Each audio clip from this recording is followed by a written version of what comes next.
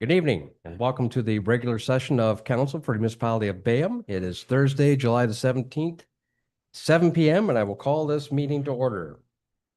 Remind members of disclosures of pecuniary interest and the general nature thereof. Councilor Froese. Thank you, through you, Mr. Mayor. 12.2E for myself. Okay, Through you, Mr. Mayor, 13.1.2. 13.1.2. Okay. Moving on with section 3 then, review of items not listed on the agenda. Thomas? Thank you, Mr. Mayor. We have two items tonight. So we have some supplementary documentation for item 6A, which is the delegation from Suzanne Schlotzauer regarding residential building height. We also have an item 13.2A, report TR 16 from the treasurer regarding the Q2 variance report. All right, thank you very much. Section 4 announcements. Any announcements this evening? Councilor Chilcott. Thank you. I just want to remind everyone that the Bayham Historical Society is having their classic car show and poker run this Saturday at 10 a.m. at the Vienna Memorial Park. And the following Saturday at 2 p.m., they have a guest speaker coming in from Eden to speak about the Métis heritage in our area. And that would take place down at the museum next Saturday? Sorry, in the museum, yes. All right, at 2 p.m. Yes. Okay, thank you. Any other announcements? Thomas, please. Thank you, Mr. Mayor. Just a quick one, reminding residents that the municipal offices will be closed on Monday, August the 4th for the civic holiday weekend. All right, thank you for that. Moving on with section 5 presentations. First up is Nathan McIntyre regarding understanding rip currents. Nathan, welcome to the podium. Is this on? Yes, just make sure you speak into it so they can hear you at home. Is that okay? Okay, well, thank you very much for having me. And I did have to reschedule this delegation previously because my son graduated grade 8, so I couldn't reach you guys in June, unfortunately, but thank you for allowing me to come back and speak. So I did prepare just a short PowerPoint presentation. So I'll just I'll just run through that real quick. This is an overview shot there of the Port Stanley Beach. I guess I didn't include the other image there with the rip currents overlaying there, but there's two rip currents in that image there. So preliminary evidence suggests that the public has limited knowledge of rip currents and are therefore not making informed decisions, which puts them at risk every time they go to the beach. This was a study done by Summer Lochnick at the University of Windsor in 2017. Next slide there. This is a quick overview of the Great Lakes: Lake Superior, Lake Michigan, Lake Huron, Lake Erie, Lake Ontario. There's Lake Erie there. We're on the north shore there, right where it starts to curve before Long Point. Next slide. It's Port Burwell, as you all know. I don't need to educate anybody here on Port Burwell.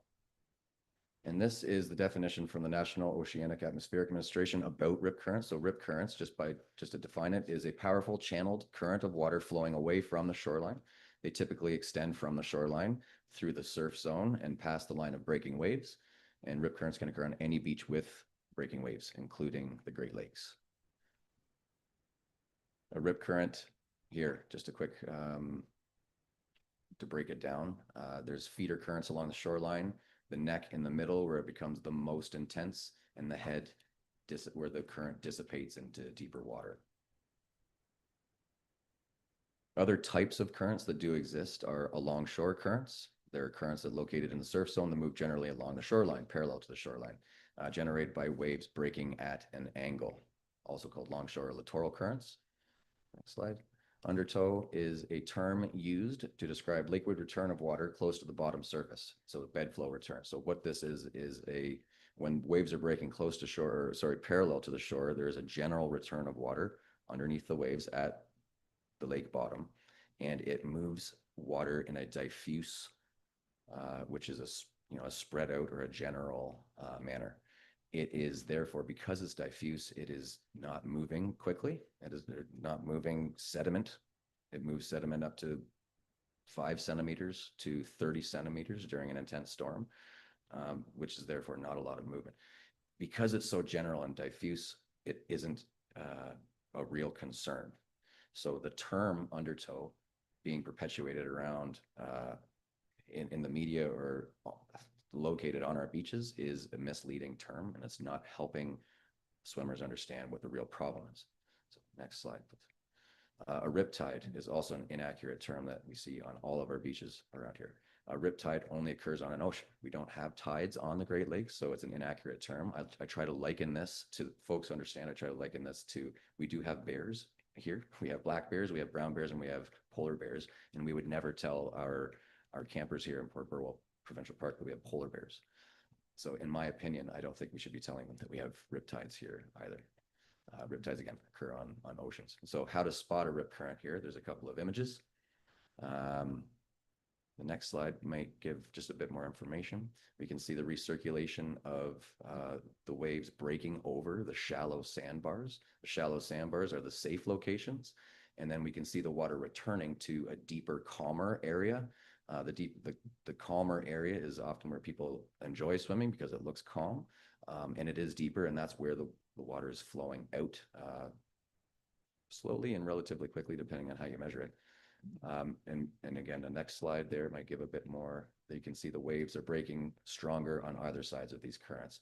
That is referred to as a high wave setup or a large wave setup, meaning the water is moving there in that direction. There's more water that direction or in those areas. Water will move downhill, and you can see where that individual is standing. It's referred to, the shoreline is carved out there, and it's called a cusp. And these are symptoms on the shoreline. You can see them on the shoreline here in Port Burwell of rip current areas. Next slide there. Again, just similar nearshore bars of the channel there. We can move on, I think. Next slide. Next slide again. Thank you. So rip currents are inherently complex natural systems. So they can exist on planar beaches or beaches without any geomorphology, any morphology to speak of. They can lack morphological expression themselves, therefore difficult to spot. They can occupy deeper channels that or flow against hard structures like your breakwalls, your jetties, your piers, and things. They can be transient or persistent in location and occurrence. So they can move around, in other words, with storms, or they can be persistent next to structures. So we know that they're next to structures, in other words, especially given certain wind angles and wind speeds. So rip currents themselves can exhibit both mean and unsteady flows. They can vary depending on the angle of wave approach and can be confined within the surf zone or extend well beyond the breakers, depending on the day and the ferocity. Next slide, please. Types of rip currents. So there's 3 types, main types, and each type has 2 subtypes. So bathymetrically controlled means the lake bottom itself. Structurally controlled means it's controlled by piers, jetties, or naturally occurring structures in the water. Hydrodynamically controlled means it's controlled by the variations and the trillions of different things that are happening on the surface of the water, which waves are never the same. They're all unique. Next slide, please. So what does a structurally controlled rip current look like from the perspective of a beach? Next slide. Here is Grand Bend. Next slide, I guess. Kincardine. Next slide. Port Stanley. The first image there was showing your beach here in the provincial park, but it doesn't really show the structural current necessarily. So next slide. This is a cartooned image of what's happening. So the red is indicating the dangerous currents, and the green is indicating the escape areas. The water, you'll note, is darker in the middle, and the cusp is there on the shoreline. It's in French and English, so this is kind of an upgraded version of what is currently on beaches today. Next slide, please. So the dangers of them, the difference between these and undertows. So undertow is suggesting that the water or the swimmer is being pulled under the water, and that is not happening. These currents are the strongest at the surface, and like all of us, we float at the surface. Most of our body is underneath the water when we do that, and as soon as our toes come off the sandbar, we're at the will of the lake. The lake will just put us where they want us. So they're powerful surface currents that pull swimmers into deeper water, not underwater. And relentless wave action is what's tiring swimmers out. Once they're in deeper water, they tire quickly, and the rip currents, because they're so difficult to swim against, people are succumbing to that in deeper water. This is what it looks like. So this is from the Great Lakes Surf Rescue Project, is colleagues of mine in the United States that have that do this kind of work in the United States, and they've come up with this graphic. So you can move on there. Yeah, this is another rip current image, the exact same thing I was just explaining. We can adopt these on our beaches here. I'll get into that. This is your two beaches here. So this is the Provincial Park Beach and your East Beach. So the Provincial Park Beach, you can see the alongshore bars that are forming there.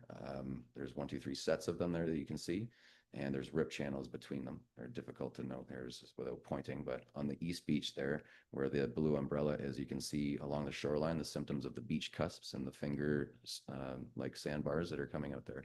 Also note at the end of your break wall, a structural current there with the clear water coming right out on the east side of that break wall.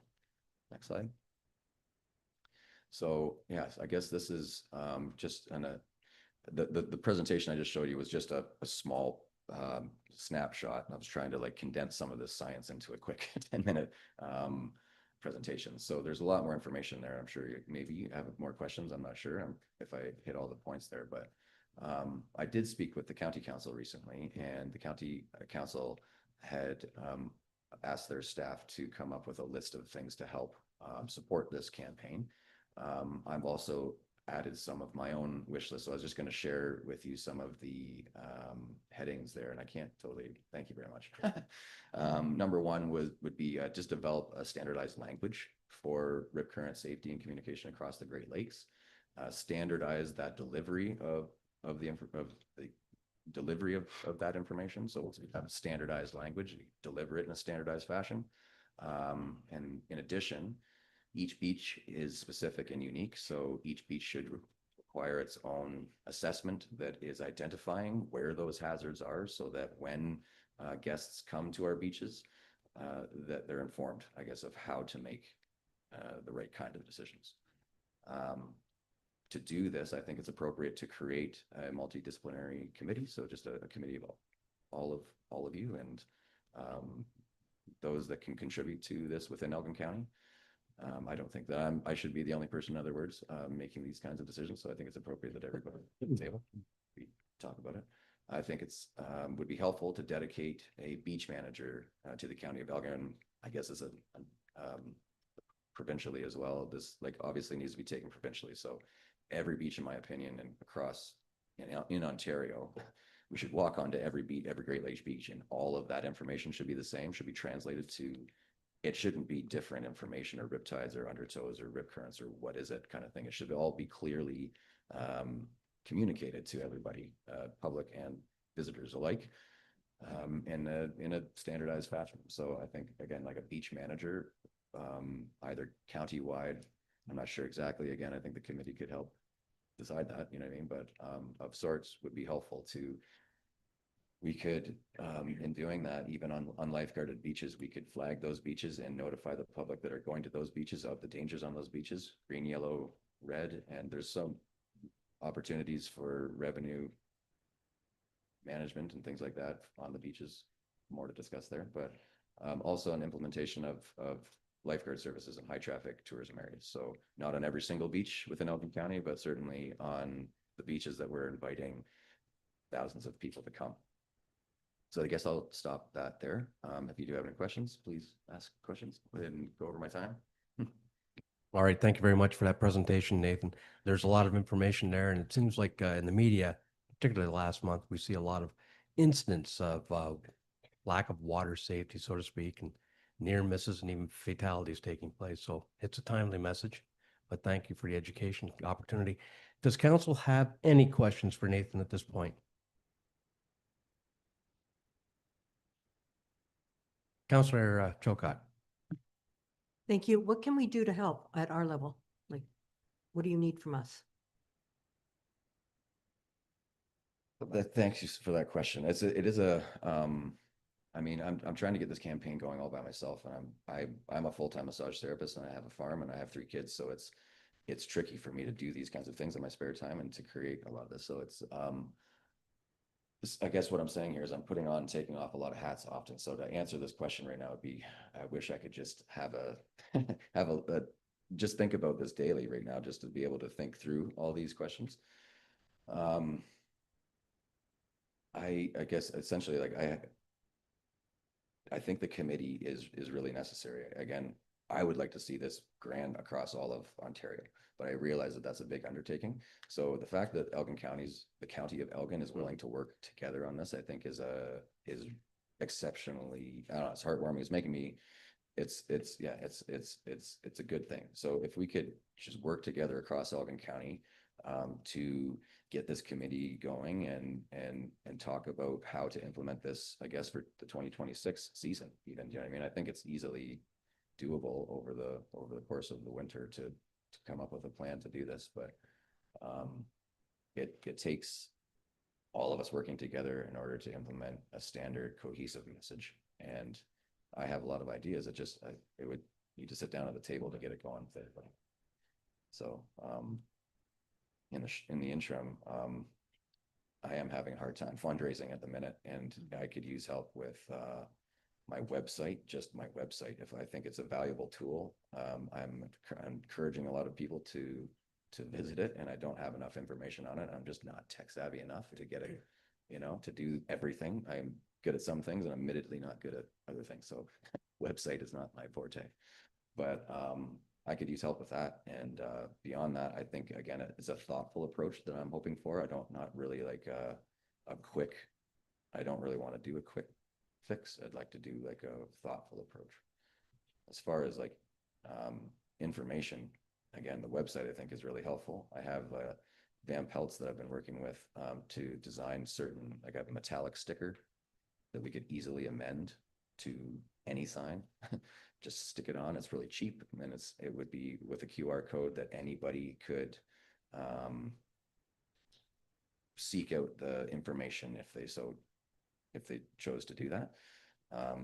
It could on a website with Google's help, we can implement a widget on the Google website that can translate any information into any language now. So it would be easy to create the website again, just in English, obviously, and then with Google's help, anybody in any language could read it. I'm trying my best to do educational information on my Facebook page and on social media. I think the website would be a broader reach again, but I do think that the information needs to be on the beach. I do think that, and it needs to be standard information. I don't think that fixing it with random signs right now is the best answer. I think that a thoughtful approach and a one-punch kind of approach, you know what I mean, like is appropriate. I'm not sure if that answers. I have a long wish list, but I'm trying to keep it reasonable. Right. Okay, any additional? I was just going to say thank you. And if anybody out there is great with websites, give them a call and help them out. This is a very important thing that needs to be done. And yeah, Thanks. good luck. Thank you. Councilor Froze. Thank you through you, Mr. Mayor. Nathan, you are doing a great job. You Thank you dropped very the much. fire off at my place of business. So I would challenge Elgin County to go beyond Elgin County, because unless the young gentleman out of Woodstock stopped at a business and looked at a flyer, right? So I think Yeah. we have to go provincially or like inland, I guess. Absolutely. So The ultimate goal would be for me to be provincially. Absolutely. Yeah. Right. I feel like I'm acting locally and then responding, Yeah. beyond that has been my method so far anyway. But yeah, if any help to take it provincially would be greatly appreciated. All right, well, again, thank you very much, Nathan. Really appreciated it. I've seen your presentation twice, learning a lot each time. So again, keep the messaging going. I think you're doing a good job. Thank you very much. Okay. Thank you, everybody. We have a motion before us that reads that the presentation by Nathan McIntyre regarding understanding rip currents we received for information. I have a mover and seconder, please. Councillor Emerson, Councillor Froze, all in favor? That's carried. Thank you. Moving on with section 6, we have delegations. This evening, Suzanne Schlotzhauser is going to give a delegation or account on residential building height. Suzanne, where I had the conversation with Megan, the podium or, okay.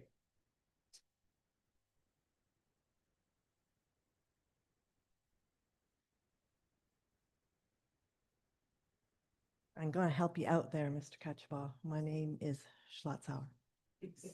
Still not very well. Schlotzauer. Okay, so in 2022, BAM amended its zoning bylaw to impose a 7-meter maximum building height in the village residential 1 and 2 zones. This restriction was introduced under a housekeeping amendment with the stated purpose of addressing fire service limitations. The sole rationale for maintaining this height cap remains unchanged, namely the operational limitations of BAM's fire and emergency services, including ladder length, volunteer availability, and mutual aid reliance. What BAM doesn't seem to understand is that operational concerns do not constitute valid planning justification to restrict property rights, particularly under the province's current housing framework. On June 5th, Council received a detailed information package from Minister Rob Flatt. It outlined Bill 17, Protecting Ontario, Building Faster and Smarter Act. This legislation introduced Section 3511 into the Building Code Act, making it explicit. Municipalities are prohibited from enacting or enforcing construction standards or performance requirements beyond those established in the Ontario Building Code. Despite the ministerial guidance, on June 19th, staff presented a report to Council that attempted to use zoning as a tool to enforce fire-related performance standards, a direct violation of Bill 17. Subsequent clarification from the Deputy Minister's office unequivocally confirmed that municipalities do not have and have never had the authority to pass bylaws that establish construction or demolition standards, even under a Planning Act or site plan control. This is in a letter received by staff on June 20th, and I'm surprised it wasn't in the agenda. It should be in the agenda. The Deputy Minister emphasized the purpose of the Building Code Amendment under Bill 17 is to ensure predictability and consistency for builders and developers across Ontario, and to eliminate the need for developers to redesign their products from one jurisdiction to another. The delegation presented to Council by Barry Wade that same evening should have reinforced these points further. However, on July 17th, staff has brought forward a revised version of this report, claiming they only came to understand the legal implications of Bill 17 after receiving the Deputy Minister's letter. Yet, despite the Minister's formal guidance and the Deputy Minister's clarification, the amended report continues to assert that the 7-meter restriction is necessary due to fire service limitations, which remains at its core an attempt to interfere with as-of-right development under the guise of public safety. Municipalities cannot use zoning as a backdoor to impose design limitations or performance standards. Doing so is unlawful. BAM cannot use zoning to impose fire-related construction limitations, period. So let's put this into perspective. Megan, you want to put the tables up? I put together some comparative evidence that highlights just how far out of step BAM's 7-meter building height restriction truly is. These 3 tables unequivocally demonstrate that BAM's 7-meter cap is unprecedented, not only across BAM, but across neighboring municipalities in Elgin and Norfolk counties and across comparable rural municipalities in Ontario. Table 1 reveals the internal inconsistency. BAM permits 10.5 meters in hamlet and rural residential zones, yet restricts it in serviced villages to 7 meters. The village residential cap is just 1 meter higher than for mobile home parks. Put that in perspective, 6 meters for mobile home parks and 7 meters for residential. Table 2 shows that our neighbors, mainly many with similar or smaller fire services, permit 10.5 meters and more for residential dwellings. And if you go to table 3 on the last, I'm comparing BAM to rural municipalities across Ontario with designated villages and volunteer fire departments. I picked areas that were very similar to BAM in budgets and equipment. Every single one of them permits 10.5 meters. This broader rural comparison demonstrates that other communities manage growth and fire safety through capital planning, mutual aid, and adherence to the Ontario Building Code, not by suppressing housing design rights. BAM's restriction is no doubt an outlier. It adds cost, complexity, and confusion, and undermines the goals of Bill 23, Bill 109, and Bill 17, acts that collectively aim to remove housing barriers, ensure consistency across municipalities, and prevent regulatory overreach. This isn't about pushing big city development. It's about aligning with what rural Ontario already permits. Municipalities like Norwich, Zora, North Huron, none of them have million-dollar fire fleets, but all of them respect what the building code allows. BAM stands alone in treating basic code-compliant housing as a fire hazard. This hurts our ability to attract builders, modernize our housing stock, and grow responsibly. So we are clear, public safety and housing supply are not mutually exclusive. The OBC ensures minimum safety, and fire departments, including BAMs, cannot dictate zoning policy through anecdotal concern or staffing constraints. Even by staff's own admission, the 7-meter cap is not grounded in land use planning. It's a workaround for operational limitations. That's precisely what Bill 17 prohibits. If council adopts option 1, it knowingly endorses a policy that contradicts provincial legislation, imposes arbitrary and unequal restrictions on residents, and conflicts with staff's own record of minor variance approvals beyond 7 meters. While council has the authority under the Planning Act to regulate maximum building height, it cannot use that authority as a proxy to impose performance standards governed exclusively by the Building Code Act. Continuing to enforce the 7-meter limit under the guise of fire service limitations exposes BAM to legal policy, including potential oversight or intervention from the Ministry of Municipal Affairs and Housing. That June 20th letter, the ministry has been directed to monitor outcomes to ensure actions are not taken to bypass this regulation, which would erode efforts to ensure standardization of mandatory requirements across the province. If necessary, the government is prepared to take additional legislative action to ensure municipalities are adhering to the provincial framework and reducing red tape in this space. I therefore request council adopt option 2 to increase the maximum permitted building height in the village residential zones to 10.5 meters, and that the amendment be brought forward before council no later than the end of the 3rd quarter. In my final statements, when you pass a zoning bylaw that says a house can't be taller than 7 meters, if it meets every safety requirement under the Ontario Building Code, you're setting your own construction limit. That's exactly what the Building Code Act, Bill 17, says you're not allowed to do. You don't get to decide how tall a house can be based on fire equipment. That's not land use planning. That's stepping into building code territory, which is provincial law, not municipal opinion. The 7-meter cap is not about neighborhood character or planning policy. It's a workaround for fire service limitations. It crosses a legal line. Fire service limitations do not entitle municipalities to override the Ontario Building Code by lowering permissible building heights. If a 9.5-meter home complies fully with the building code and is approved by the chief building official, zoning can't be used to block it because your fire fleet isn't equipped. That is unlawful duplication, and if enforced knowingly, it may trigger oversight or intervention by the Ministry of Municipal Affairs and Housing. This isn't just poor policy, it's bad governance. And if this council chooses to ignore provincial law, you won't be just out of step, you'll be on record. All right, thank you very much for your comments. Any questions? Seeing none. A motion that reads at the delegation by Suzanne. I'll let you try that again. Thank you. Regarding residential building height be received for information. Can I have a mover and seconder? Councillor Chilcott, Deputy Mayor Weiser, all in favor? That's carried. We are within seconds of moving into a public meeting. Stand by.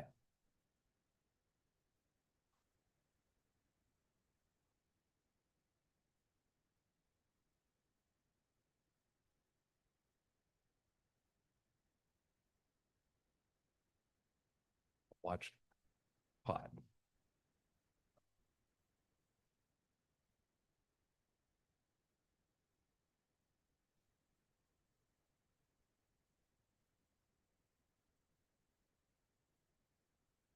All right, going to recess now from our regular schedule and move into a statutory planning meeting.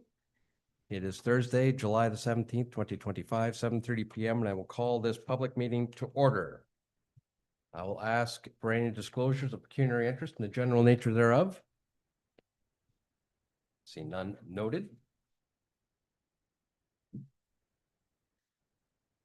We have several applications for this evening. The first one deals with a proposed zoning bylaw amendment, ZBA 1425 Countryside Communities, Vienna. The purpose of this bylaw amendment is to rezone the subject property from Village Residential 1, that's R1H2 zone, to a site-specific Village Residential R1H2 XX zone to permit the development of 8 single-detached and 8 semi-detached residential dwellings on the subject property as part of a draft plan of subdivision. Application reference 34T BA 2501, which requires the additional following provisions. Section 10.12.x to permit a minimum lot area of 755 square meters for proposed lot 12 of draft plan of subdivision 34T-BA 2501, whereas 800 square meters is required for single detached dwellings under section 10.3. Section 10.12x to permit a minimum lot area of 375 square meters for proposed lots 3 and 4 of draft plan of subdivision 34T-BA 2501, whereas 400 square meters is required for interior semi-detached dwellings under section 10.3. Section 10.12.x to permit a maximum building coverage of 35% for all lots proposed within draft plan of subdivision 34T-BA 2501, whereas a maximum of 30% is required under section 10.6. Section 10.12.x to permit a maximum building height of 8 meters for all lots proposed within draft plan of subdivision 34T-BA 2501, whereas a maximum of 7 meters is required under section 10.5. Section 10.12.x permit a maximum driveway coverage of 60% for all semi-detached lots proposed within draft plan of subdivision 34T-BA 2501, whereas a maximum of 50% is required under section 4.34.1. The subject property is located on the north side of Chestnut Street and beyond the end of the paved maintained section of Union Street. The effect of this bylaw is permit the development of 8 single detached and 8 semi-detached residential dwellings on the subject property as part of draft plan of subdivision application 34T-BA 2501, and to retain the holding provision H2 until such time as there is a subdivision agreement between the applicant and the municipality. This time I will invite public participation on this file. Anyone wishing to speak to this file, please come forward, sign at the podium.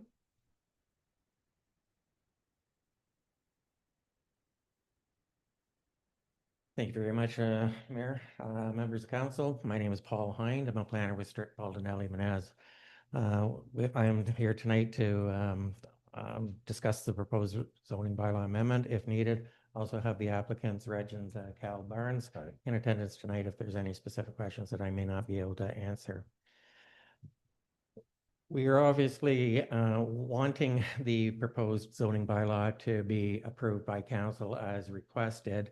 It's to accommodate a draft plan of subdivision, which is currently before the County of Elgin Planning Department, going through the circulation process. This would be one of the many steps required in order to allow the development to proceed. There are 5 special provisions that are being requested. And in our respectful opinion, we believe that they are generally minor in nature in so much as the lot area for the single detached dwelling, 755 square meters, whereas 800 is required. That's only for lot 12, the one and only lot. It's also a corner lot, and because of the servicing corridors that will also be accommodated on the site, it's, for all intents and purposes, really going to function as a fully recognized, appropriately sized lot.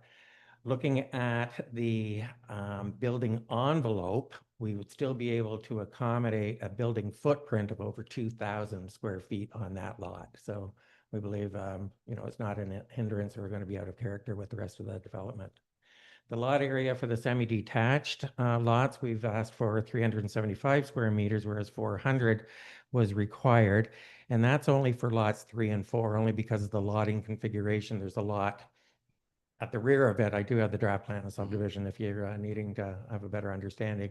But because of 2 of the lots being rectangular, the next ones are a little bit smaller because the first lot coming up Street A is encumberancing that.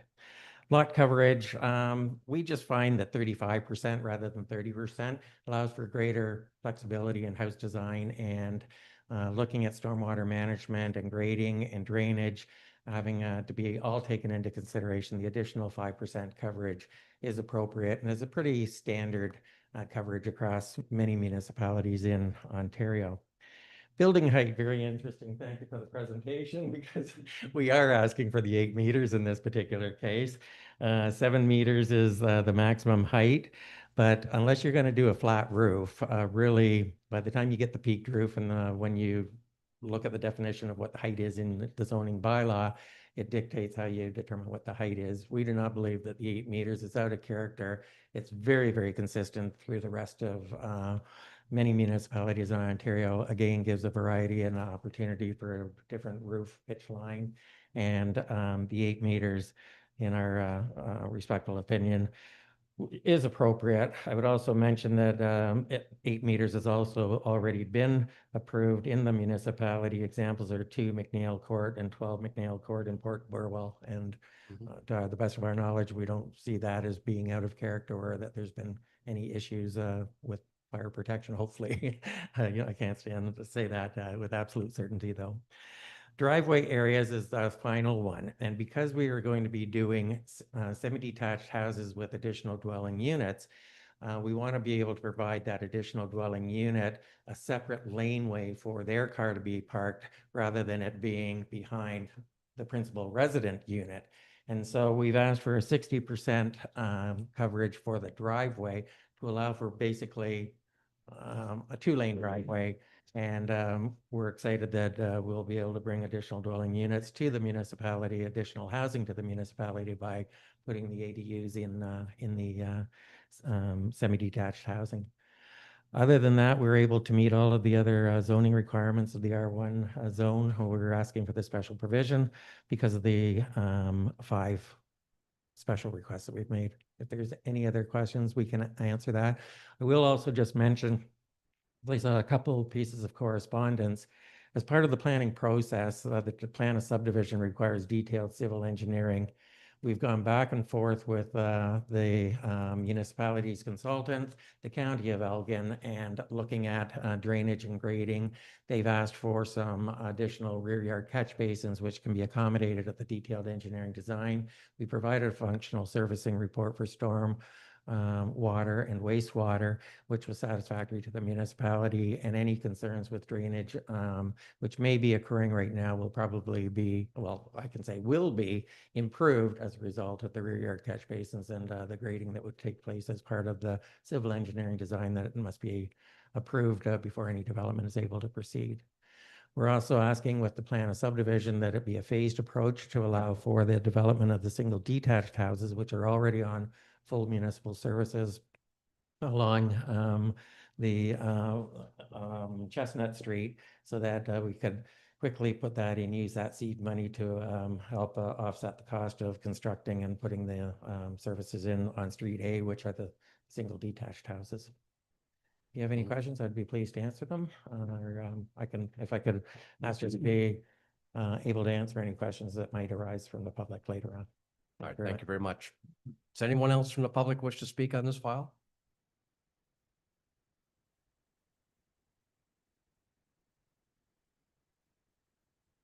All right, Marg, any correspondence? No correspondence noted. No other business. Moves us on to the adjournment for this particular public meeting. That the zoning bylaw be considered at a future meeting of council, and that pursuant to the Planning Act requirements, the public meeting for zoning application ZBA 1425 is now complete at 7:39 PM. I have a mover and seconder. Deputy Mayor Weiser and Councillor Chilcott, all in favor? Carried. Moving on with application number B, So I will call this meeting to order at 7:40 PM. I remind members of any disclosures of pecuniary interest in the general nature thereof. This application deals with a proposed amending bylaw to remove the holding symbol ZBA 1625 Nezazon and Howlett at 46 Chapel Street. The purpose of the bylaw is to facilitate the removal of the H1 and H4 holding provisions on the lands legally described as Lot 15, Concession 3, Reference Plan 54 in the Village of Vienna. An area of the subject property, specifically the 4 proposed new lots as shown below, is to be rezoned from the holding Village Residential R1 H1/H4 zone to Village Residential R1 R1 zone in the municipality of Bayham zoning bylaw Z 456/2003. The retained lot will remain agricultural A1. The effect of this bylaw will be to satisfy the severance application municipal condition number 6 that was approved for our applications E46-23 to E49-23, inclusive on July the 26th, 2023 by the County of Elgin. This time I will invite any public participation. Anyone wishing to speak to this particular application, please attend the podium.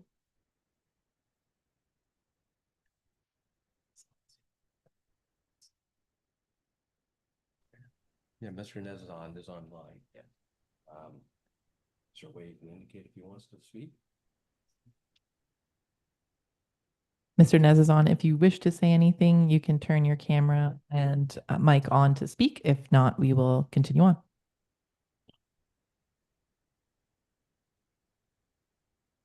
I believe my mic is on. Video won't start, but just a quick comment. I'm in attendance to see if anyone has any questions. Other than that, please move on as necessary. All right, thank you, John. Seeing no one else interested in coming forward with the public participation, I would note that there isn't any correspondence nor other business with this applicant, which brings us to the adjournment. The motion reads that the zoning bylaw be considered by council and that pursuant to the Planning Act requirements, the public meeting for zoning application ZBA 1625 is now complete at 7:42 PM. Mover and seconder? Councillor Emerson and Councillor Froese will second. All in favor? That's carried. Moving on with applicant C. So I will call this public meeting to order at 7:43 PM. I'll remind members of disclosure of the pecuniary interest and the general nature thereof. This application deals with proposed official plan amendment OPA 0125 and proposed zoning bylaw amendment ZBA 1725 Desjardins at 56149 Glen Erie Line.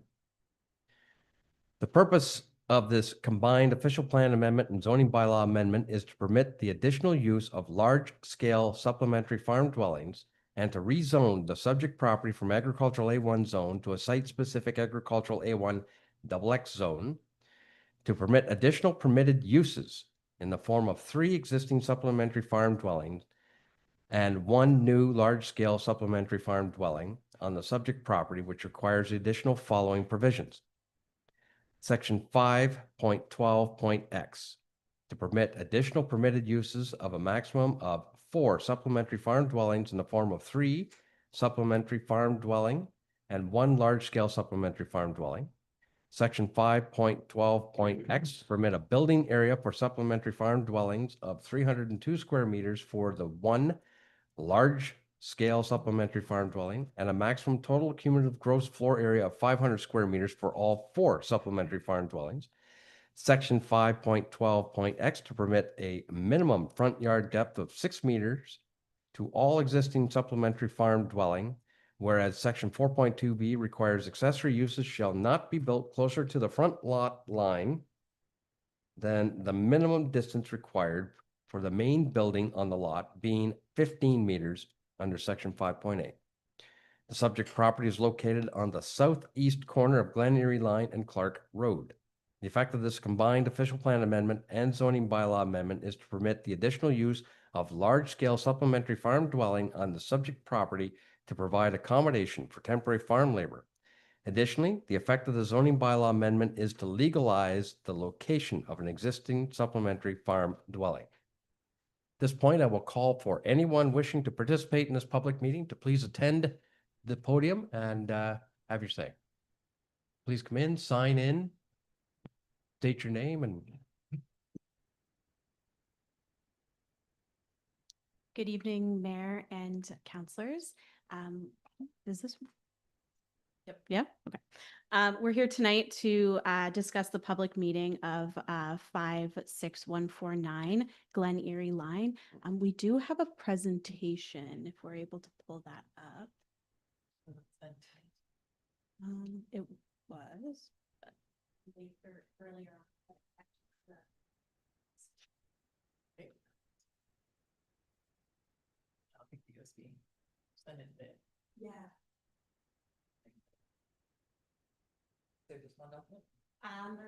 Yeah, there's just one document. There's a folder. okay, while she's loading that up, tell us who you are. Yeah, so thank you. So my name is Emily Stanley. I'm the senior planner with Nethery Planning, and joined with me is Denise Landry, principal planner of Nethery Planning. We were retained by the owner of the subject lands, Lucian, who is also here tonight to facilitate the planning application of the official plan amendment, the zoning bylaw amendment, and the site plan approval. I'll just start on the context and whatnot, and then we can catch up. So to provide context on the file, as already mentioned, the site is at the southeast corner of Glen Erie Line and Clark Road. It's approximately 19.6 hectares of frontage from Glen Erie Line.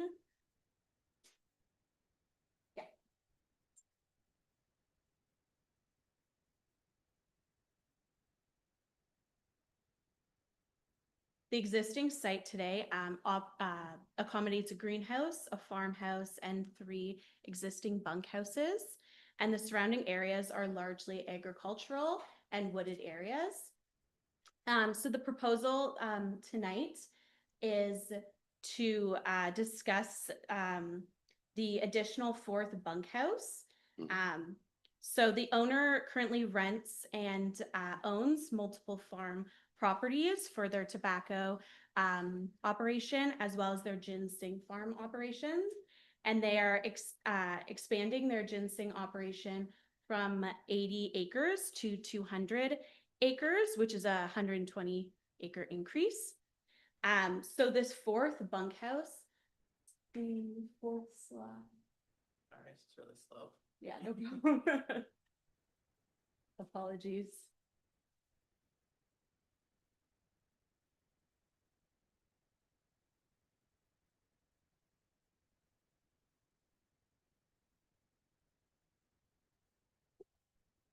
The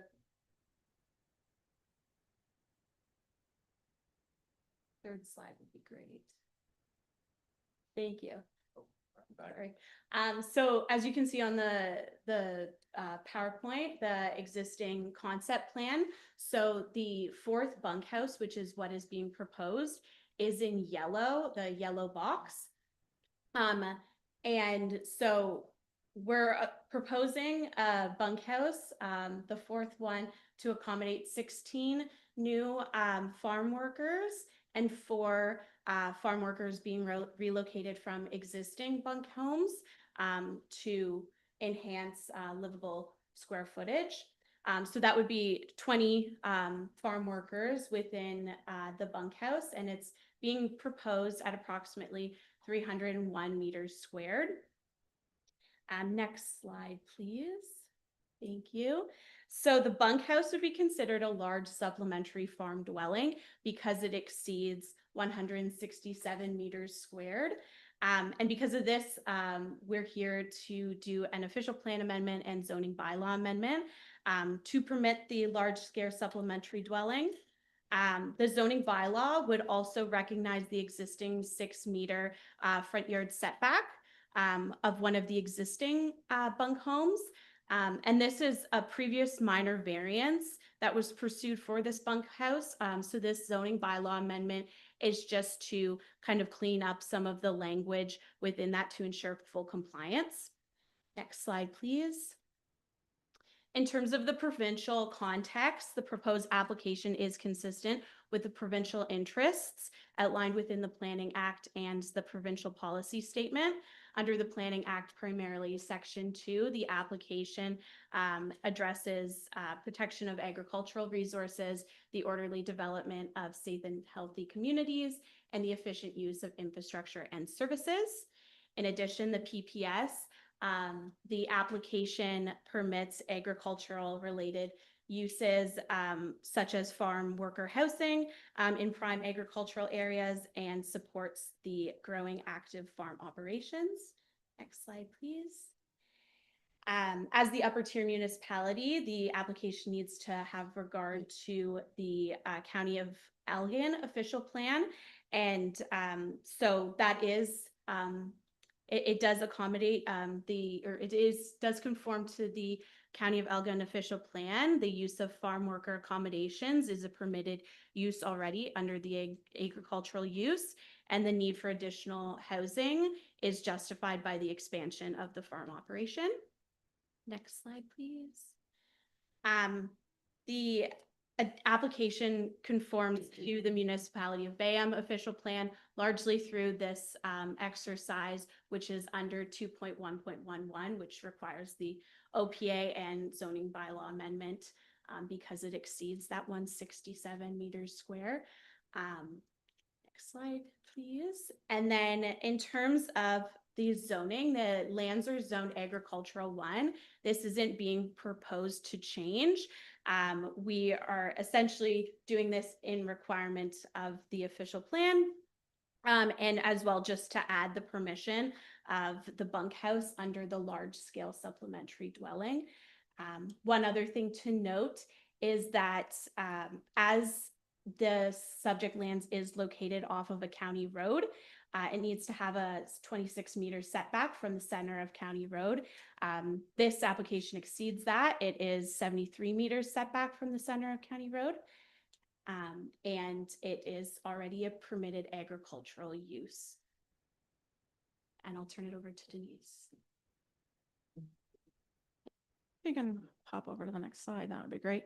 So I'll take this home for us with just a few more slides and some highlights for us in terms of site servicing and parking.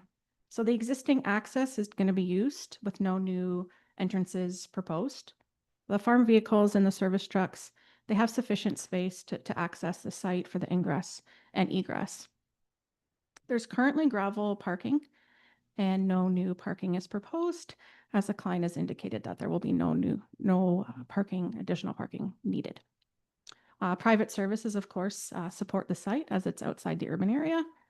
And there is a proposed new septic system for the site. Next slide. So the worker accommodations directly support the agricultural use of the property. This is just a little highlight in terms of our analysis that you can find in our planning justification report. The bunkhouse is located within the farm cluster and is limited in size. Next slide. In conclusion, the proposal supports the key policy directives, and that's found in the province's provincial policy statement, the Elgin County official plan, as well as the Bayham official plan. And you'll see that it supports a number of council objectives in terms of agricultural viability. We're optimizing the existing services on the site, and we're really implementing good planning in terms of supporting the agricultural sector. So with that, that'll wrap up our presentation for this application. Emily and I are definitely happy to answer any questions you have. And thank you very much for the opportunity this evening to come and speak with you on the application. Well, thank you very much for that.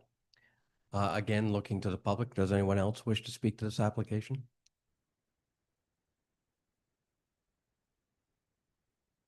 Seeing none, I would note that there's no correspondence with this file, nor other business. All right, so let's move on then with the adjournment of this public meeting. that the official plan amendment and zoning bylaw be considered at a future meeting of council. And that pursuant to Planning Act requirements, the public meeting for official plan amendment application OPA 0125 and zoning application ZBA 1725 is now complete at 7:55 PM. Mover and seconder, please. Deputy Mayor Weisler. Councilor Emerson. All in favor? That's carried. Thank you. Moving on then with application D. Call this public meeting to order at 7:55 PM. Remind members again of any disclosures of pecuniary interest in the general nature thereof. This application deals with the proposed official plan amendment OPA 0225 and proposed zoning bylaw amendment ZBA 1825 VIN at 11045 Bayham Norfolk Boundary Road. The purpose of this combined official plan amendment and zoning bylaw amendment is to permit the additional use of large-scale supplementary farm dwellings and to rezone the subject property from agricultural A1 zone to site-specific agricultural A1 XX zone to permit additional permitted uses in the form of 2 supplementary farm dwellings, including 1 existing supplementary farm dwelling and 1 supplementary farm dwelling in the form of a temporary mobile home, to be removed and replaced in the future by 1 new large-scale supplementary farm dwelling on the subject property, which requires the additional following provisions. Section 5.12.x to permit additional permitted uses of a maximum of 2 supplementary farm dwellings in the form of 1 supplementary farm dwelling and 1 in the form of temporary mobile home to be replaced in the future by 1 large-scale supplementary farm dwelling. Section 5.2x to permit a building area for supplementary farm dwellings of 550 square meters for the 1 large-scale supplementary farm dwelling and a maximum total cumulative gross floor area of 615 square meters for both supplementary farm dwellings. Section 5.12.x to permit a minimum front yard depth of 9.0 meters to an existing barn and 12.0 meters to an existing greenhouse, accessory farm buildings, whereas Section 4.2b requires that accessory uses shall not be built closer to the front lot line than the minimum distance required for the main building on the lot being 15.0 meters under Section 5.8. The subject property is a corner lot located in the west side of Bayham Norfolk Boundary Road on the north side of Vincent Line, southeast of Eden. The effect of this combined official plan and zoning bylaw amendment is to permit a new large-scale supplementary farm dwelling on the subject property to provide accommodation for temporary farm labor.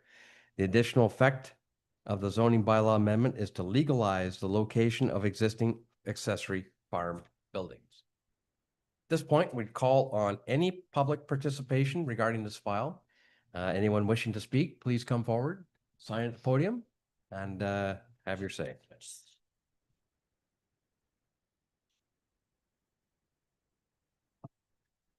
Yeah, sorry. Oh.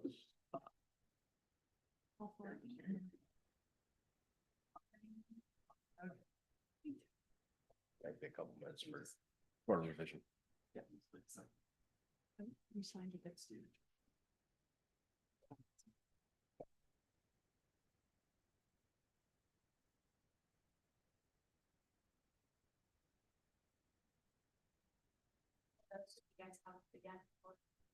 Al? Is it working now? It's for the online. Yeah, Oh. perfect. So you guys have us again for another file. Our firm was also retained by David Vinn, the owner of 11045 Bayham Norfolk Boundary Road, to present a similar application for an official plan amendment, a zoning bylaw amendment, and later subsequently a site plan approval. Next slide, please. So to provide context, the subject property is located at the northwest corner of Bayham Norfolk Boundary Road and Vincent Line. It's approximately 38.18 hectares, and it currently contains a farmhouse, 2 barns, and an existing bunkhouse. The surrounding areas are primarily agricultural and wooded areas as well. Next slide, please. So we're here tonight to talk about the proposed development. So that would be the placement of a mobile home to accommodate 9 seasonal farm workers. This proposed mobile home is custom made for the 9 workers and is approximately 113 meters squared. The purpose of this is to eventually replace the mobile trailer with a permanent bunkhouse, which would accommodate up to 24 seasonal workers at 550 meters squared. And this is because the owners are experiencing an expansion of their farm operations as well from 142 acres to 252 acres in flower cultivation. So next slide, please. So the required approvals for this are similar to permit the large-scale supplementary dwelling.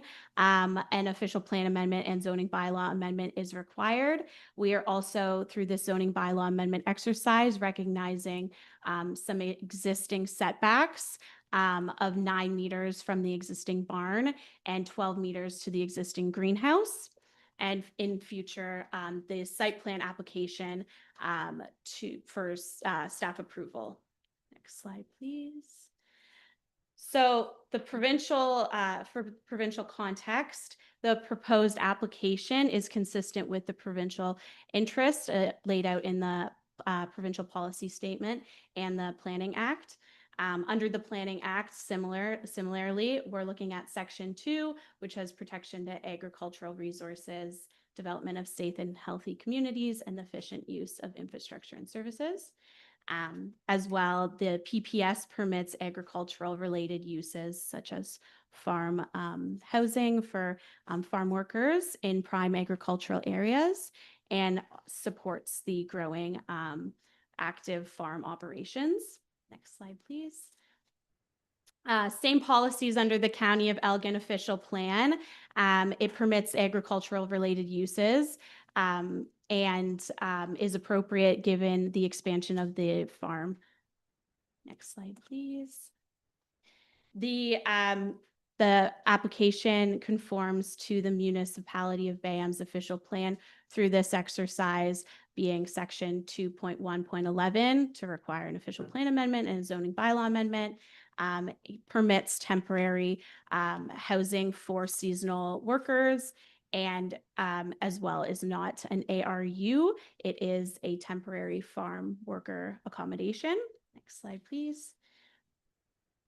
The regulatory framework, similarly, we're not proposing a change in site-specific zoning just to allow the use under large-scale supplementary farm dwelling. And again, having regard to county road setbacks. So this application is approximately 78 meters setback from center of county line. Next slide, please. And lastly, this application is within the regulatory limits of the Long Point Regional Conservation Authority. As you can see on the screen, the yellow square is the proposed bunkhouse.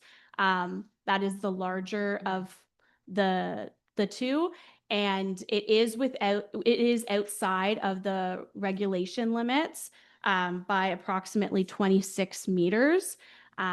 However, the application is being circulated to Long Point Region Conservation Authority.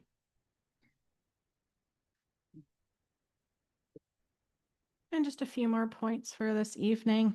In terms of the servicing and the parking on the site, there's existing access that will be used with an additional entrance from Vincent Line that is currently under review. The current gravel parking is sufficient and no new parking spaces are proposed. Private services support the site. There was a new well installed in 2024 and a new septic system will be installed to accommodate the new use. Next slide. In terms of our analysis within our planning justification report to support the application, the worker accommodations directly support the agricultural use of the property. The mobile home and the future bunkhouse are located within the farm cluster and again are limited in size. So in conclusion, our proposal supports key policy directives in the PPS, the Elgin County official plan, as well as the BAM official plan. We've got a few points up here in terms of it supporting agricultural viability, as well as we're optimizing the existing services, as well as adding a new septic system to support the use. And overall, this is supporting good planning as it supports our agricultural community. So again, thank you on behalf of myself and Emily from Netherry Planning to present this application to you this evening. And if council has any questions tonight, or even after the meeting, feel free to ask us this evening or send us an email. Thank you. Thank you for that. With respect to your questions, yes, I assume in the future, should council have questions, they will. This is the public planning, public meeting tonight. Council will have its shot at a future meeting. Anyone else from the public who wishes to address this file, please come forward and have your say. Sign in and have your say, please.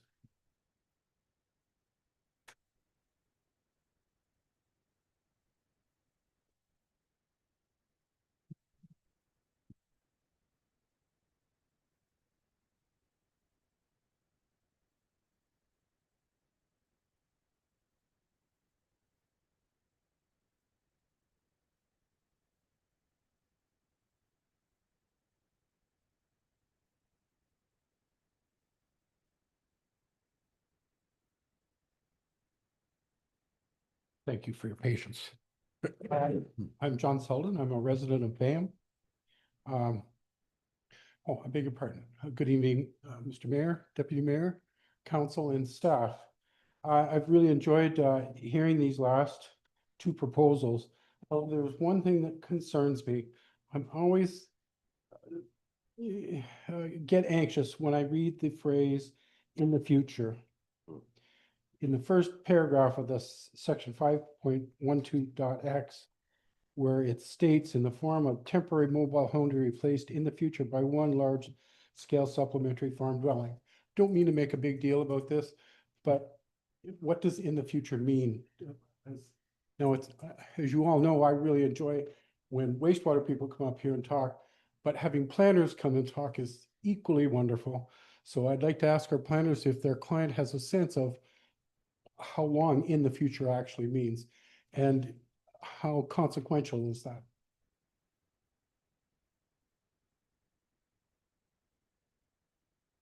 So we can definitely confirm timelines with the client. The purpose of the application right now is for the temporary mobile unit and as well to allow for that future development.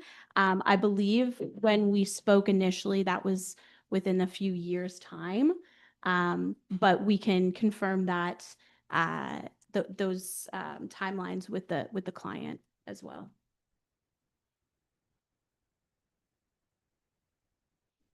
Yep, and we can send you an email as well, get that information through Margaret.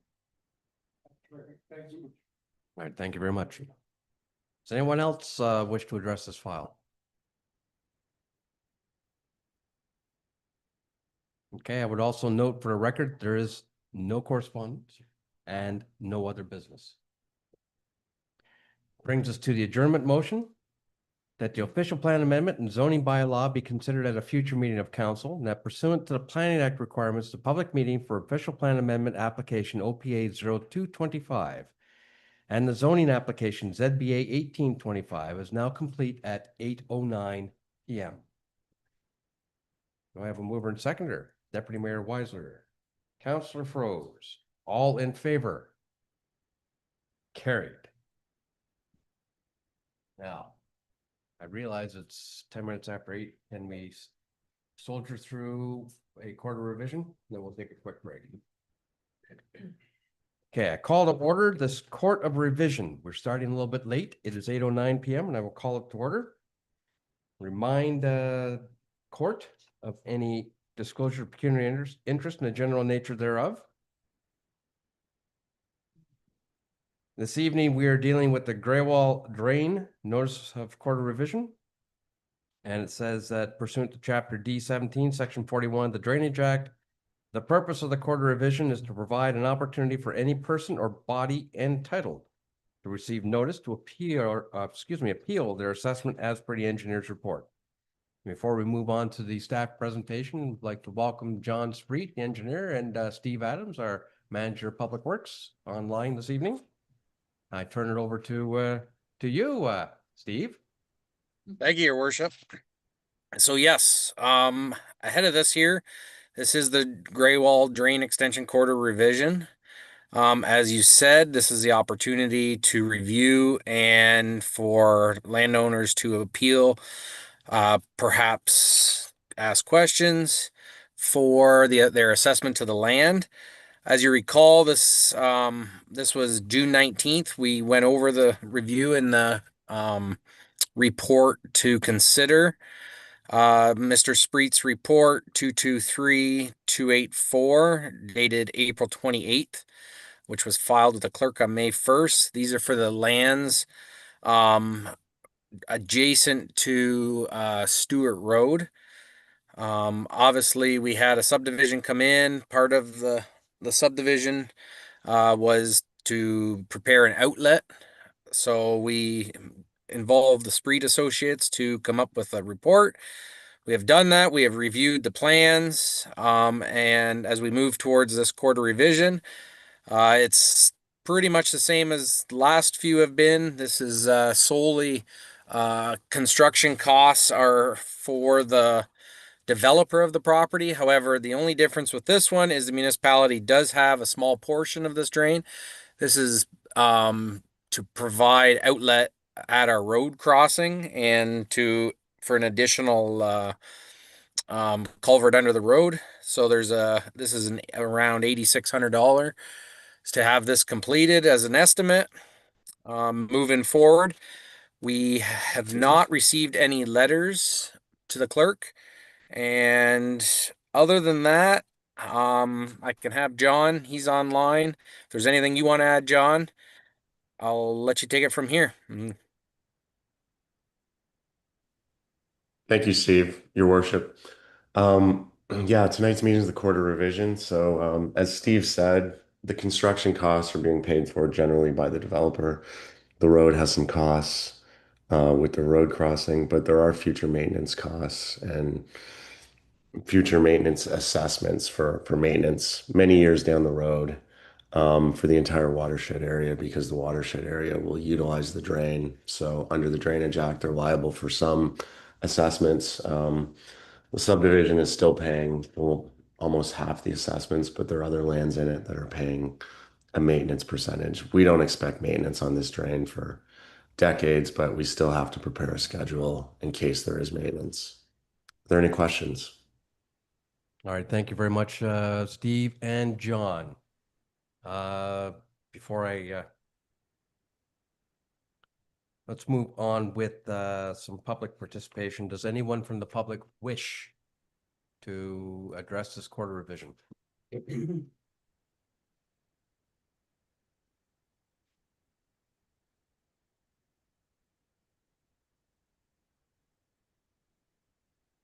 Does court have any questions?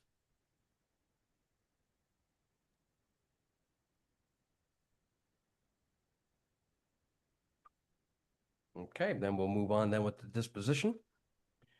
We have a proposed motion that reads that report DR 0925 regarding the Grey Wall Drain Extension quarter revision be received for information, and that the quarter revision acknowledge that no appeals have been received with respect to the Grey Wall Drain Extension assessments outlined in engineer's report number 223284, and that engineer's report number 223284 dated April 28th, 2025 for the Grey Wall Drain Extension be adopted as presented, and that corresponding bylaw number 2025-046 be presented to council for a third and final reading.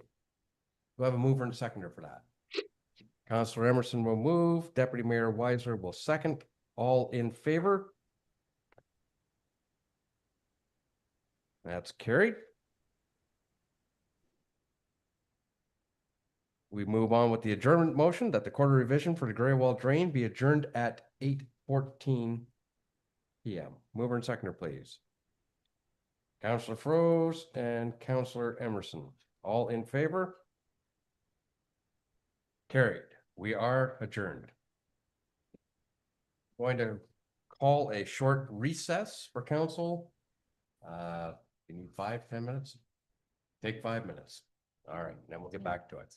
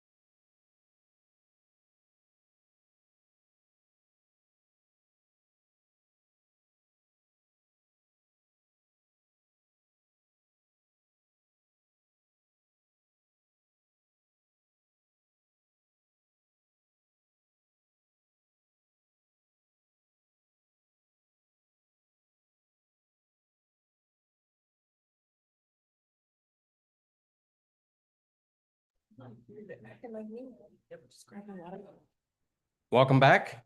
We left off at our normal agenda at section 7, adoption of the minutes of the previous meetings.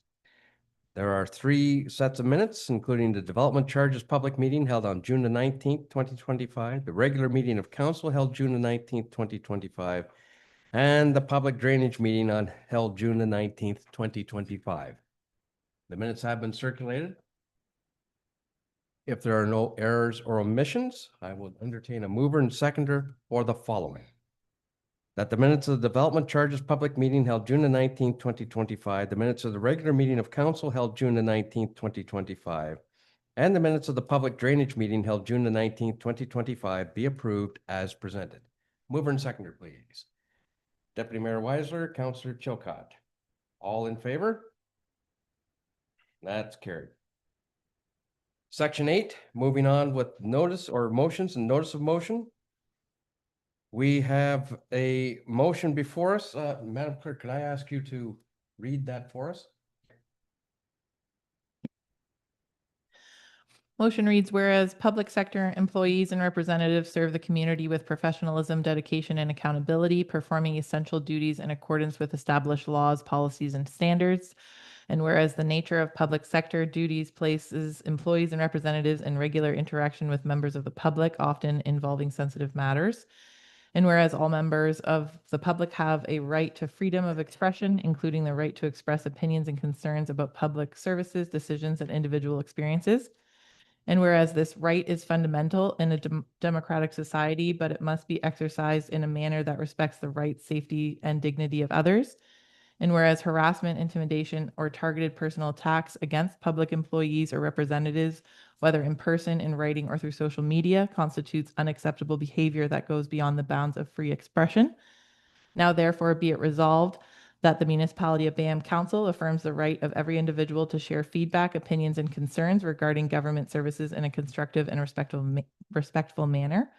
That council acknowledges that public sector employees and representatives are entitled to a safe, respectful, and harassment-free work environment and condemns all forms of harassment and/or abuse.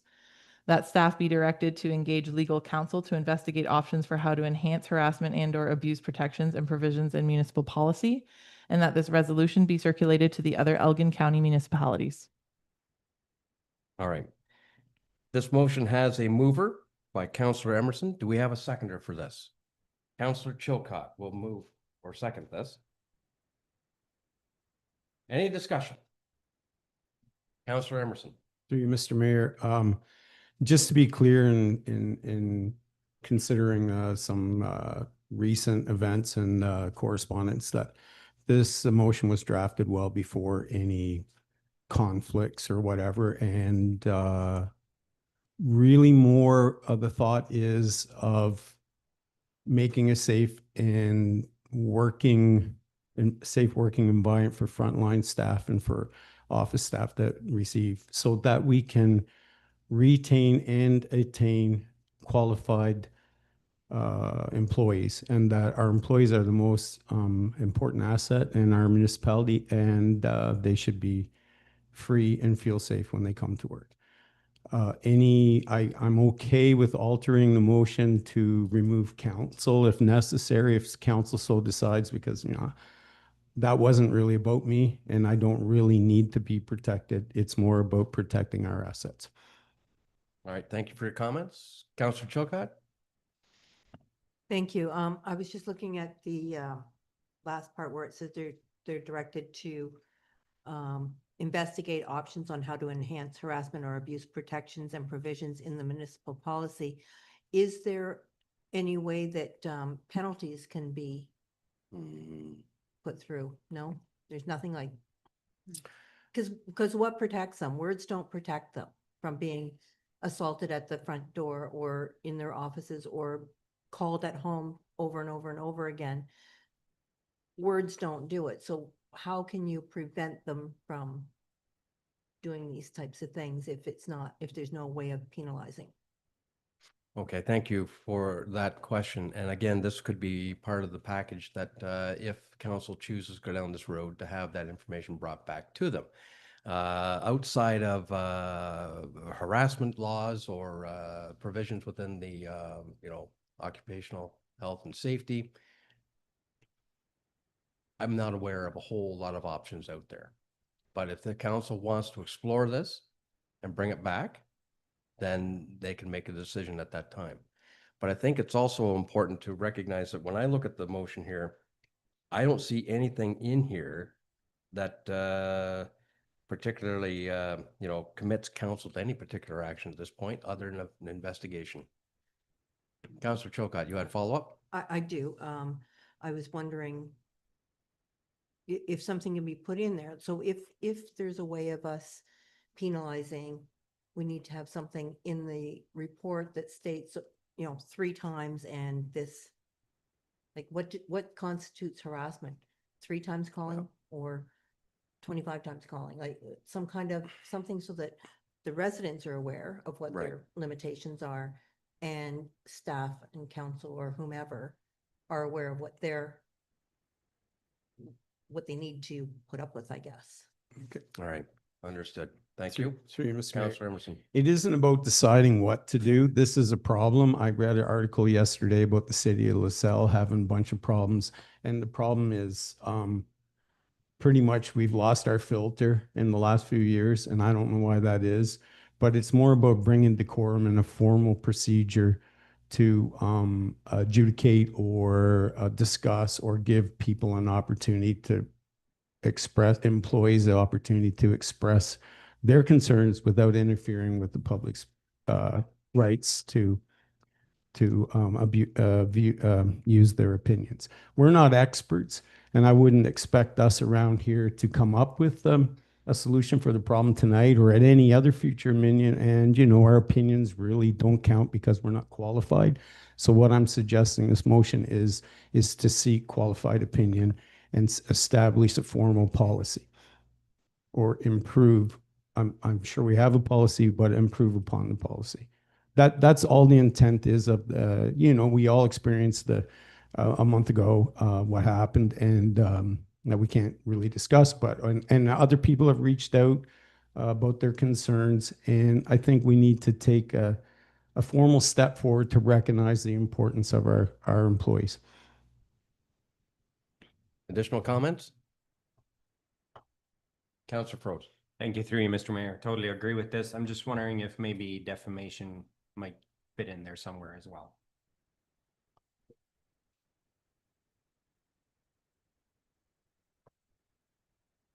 Thomas. Yes, through you, Mr. Mayor. I think generally speaking, defamation can be included broadly under harassment and abuse. We'd probably look at the entire thing. We've got policies in place in our personnel policy that speak to things like workplace discrimination, harassment. Generally, they align with OSHA. We did an update to some of this language in 2022, and more than happy to take it back to County Legal and HR for a review and an update should council direct it. Any other comments? Through you, Mr. Mayor, just to comment that since the posting of the agenda, we did receive 2 public comments on this and they were circulated to council. Yes, thank you for reminding us of that, Megan. I'm sure council's had opportunity to review that correspondence. Again, in my opinion, this doesn't commit council to any particular action other than further investigation and information gathering. Okay? All right. All in favor of the motion? That's carried. Thank you. Moving on with, wow, we're skipping all the way down to section 12, Development Services, Sustainability and Conservation. 12.1 correspondence, 12.1.1 to receive for information. Item A, notice of passing regarding zoning bylaw amendment ZBA 2724 at 1498855 Ontario Inc. That's Emerson. Item B, notice of passing regarding zoning bylaw amendment ZBA 1525 Newfeld. C, notice of public meeting regarding proposed zoning bylaw amendment ZBA 1425 Countryside Communities Inc. D, notice of public meeting regarding proposed amending bylaw removal holding symbol ZBA 1625 Nezazon and Howlett. E, notice of public meeting regarding proposed official plan amendment OPA 0125 and proposed zoning bylaw amendment ZBA 1725 Desjardins. F, notice of public meeting regarding proposed official plan amendment OPA 0225 and proposed zoning bylaw amendment ZBA 1825 Vin. Does anyone have any questions or concerns regarding this correspondence? Then I need a mover and seconder for the following, that items 12.11A through F be received for information. Councillor Chilcott will move, Deputy Mayor Weiser will second, all in favor. Carried. 12.2, reports to council. Item A, report DR 0825 by Steve Adams, Manager of Public Works, Drainage Superintendent regarding the 2025 second quarter drainage report. Good evening, Steve. Thank you, Your Worship, members of council. Yes, the report before you has an informational report for drainage on the second quarter. It was a relatively calm quarter, I would say. Our storms weren't as intense as last year coming into the spring, and we seem to have kind of worked on the maintenance as it happened. But a little bit of an update. Some of the new development drains, obviously, we've had our gray wall quarter revision tonight. We will move ahead with the next steps of tendering with that. The County Road 43 extension, that was completed this spring, so it is now completed, and they have technically their severance would be completed with this, signed off. The Vienna Ridge subdivision, this is the North Street drain. It's near 90%. There's a few small landscaping items they're dealing with. So we'll be seeing that finalized here this summer yet. And then moving on with the Sandytown. Oh, we have the Sandytown. We did that one tonight. So for the new ones, we have no other new ones on the go. We're still waiting for the ones at the north end in Eden, which was the 1128 and potential Van Quatham subdivision. Those were kind of put on hold pending further engineer plans. So, and drain maintenance, as within the body of the report, there were a number of drains outlined, fixed. Few of them ongoing. We have 2-3 of them that we've kind of been waiting for some really dry weather, which we've had. We were hoping to get on it this week, but perhaps they'll be next week. We're doing some digging in some front yards, so we didn't really want to make a bigger mess than needed this spring. Other than that, if there's really any questions on any of those repairs or future drains, I'm happy to help. Thank you for the report, Steve. Any questions from members of council?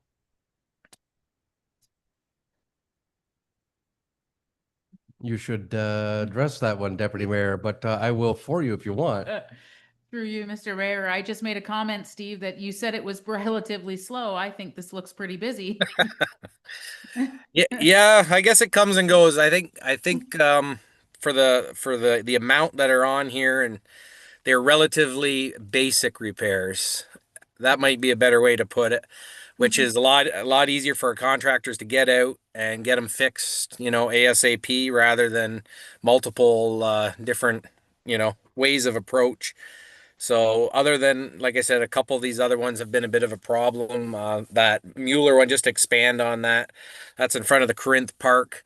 That one backed up, and it was actually backing up basements early in the spring. We've had multiple cameras up it, multiple snakes trying to free it. We ended up putting a driveway culvert in just to let relief the water for future until we were able to get in it, because it was very, very wet property. So yeah, other than that, I can complain as long as we're pushing ahead here. Okay. Any other comments, questions? Okay, I would concur with the Deputy Mayor's report or comments there, Steve, that you're taking this file by the horns and you're doing a good job with it. So thank you very much. Good. Thank you. Okay. We have a motion that reads that report DR 0825 regarding the 2025 second quarter drainage report be received for information. Can I have a mover and seconder? Councillor Chilcott, Councillor Froze. All in favor? Carried. Thank you. Item B, report DS 1925, revised by Margaret Underhill, Planning Coordinator, Deputy Clerk, and Harry Baronick, Fire Chief, regarding supplementary staff report, residential maximum building height regulations. Marg? Good evening, Your Worship and Council. So the report before you, as stated in the report itself, the background, we did present a report back in December regarding residential maximum building height regulations to be received for information. Council directed us to come back with a report on options on how to increase the maximum building height in residential zones while maintaining emergency services. First version of the report was included in the June 19th agenda package, but was pulled by staff at the beginning of the meeting. The version of the report includes some additional and amended information, including a revised recommendation before you. So as directed by council, this report is prepared based on previous discussions and provides options for council's consideration. Included in the report is the definition of height taken from our zoning bylaw Z 456/2003 for your reference. Also included was a small chart showing the difference of the heights from the three residential zones, the HR zone, R1 and R2 zone. At the December 19th meeting, staff was asked what the approved heights were for the 5 minor variance applications in 2024. There were 3 approved at 8 meters, 1 approved at 8.05, and 1 at 8.3 meters. Council suggested at that time that consideration be given to increasing the height by 0.5 meter or 1 meter, whereby it could eliminate the majority of the minor variance requests.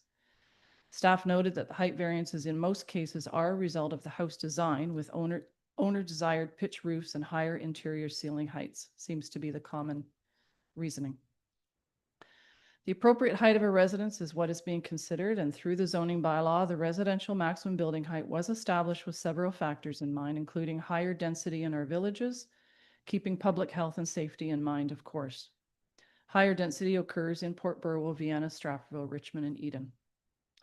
And I will turn it over to Harry for BAM Emergency Services. Margaret? Council? Your Worship? I come before you to explain the emergency services with regards to this height bylaw. Currently, we do own, as stated, 2 vehicles that each have, both our pumpers have a 7.3 meter on them, or 24-foot ladder, and the 2 tankers have 10-meter ladders. However, we also talk about the fact that we have mutual aid. I know currently, at least till last month, that one of our mutual aid partners got their vehicle involved in a slight altercation, which is going to take a month or 2 to repair if they can get it fixed that quickly. I know that another municipality a short while ago had, with their ladder truck, was involved in a vehicle accident and took over almost a year to repair. So the may rely on is a may, to say the least. Also, I'd like to point out that a 10-meter ladder is a cumbersome, archaic piece of equipment that requires extra personnel to deploy, and it's very unnerving feeling being on it. The fact that you're on 3 flies and your weight with your equipment is pushing down on that ladder. It also requires the proper topographical layout of the lands to make sure that a ladder can be deployed in the first place. Hills and such cannot be deployed on. And I know personally that these ladders, it's almost like saying, and we know we have a community that still uses it, the plow and the horse doing your fields. There are other pieces of equipment out there that are far safer and will allow us to do a much better job in our jobs than this 10-meter ladder. And although it requires extra personnel, I'm not saying that we don't have personnel on the ground, but it's taking personnel from other functions that we do to deploy this ladder, up to 4 people. And I know using anything less than that personally, you can get injured. As I was once when somebody walked away from their duty and left me holding on to, with another gentleman, a 10-meter ladder. Given the limitations of the height minor variances, we do it on case by case. Look at the height of the roof, look at the eave, we look at the topographical alignment of their what they plan on for around the building, so that we can in fact ensure that we have a ladder. That's so we can do our jobs. And there is, although we limit it, there are some operations that do in fact take a place on a roof.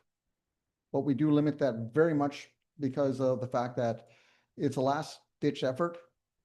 There have been far too many injuries across North America with firefighters on roofs. However, there are still some operations. Now, I understand that province has now legislated what we're allowed to say and we're not allowed to say. And despite their direction, it's, as I said, it's counterproductive to what the fire chiefs recommend and the process with regards to the procedures of saving lives and property. I know right across the board, the Ontario Association of Fire Chiefs, the Canadian Association of Fire Chiefs have been adamantly going to governments in their respective zones asking for sprinkler systems. However, to this date, we are still being told they are not considering it. And the funny thing is, I did speak to one dealer in an average 2,000 square foot house using 3 bedrooms and 2.5 baths. That's about a $15,000 to $20,000 impact. And the funny thing is, the builder himself does not take that impact. He passes it on to the consumer. Take a look at your automotive. Years ago, what do we have? Nothing. Then they developed seatbelts. Great thing. Then we got airbags. Great thing. Now we got sensors. Better thing.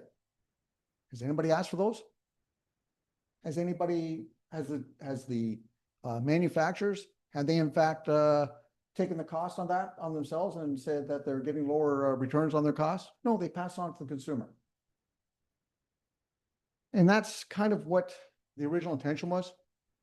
But understanding that I cannot do that, and understanding that is why the new draft came forth. But as I said, there's studies out there that saying that your chance of dying in a sprinkler house is 79% less, almost 80% less of dying in an unsprinklered house.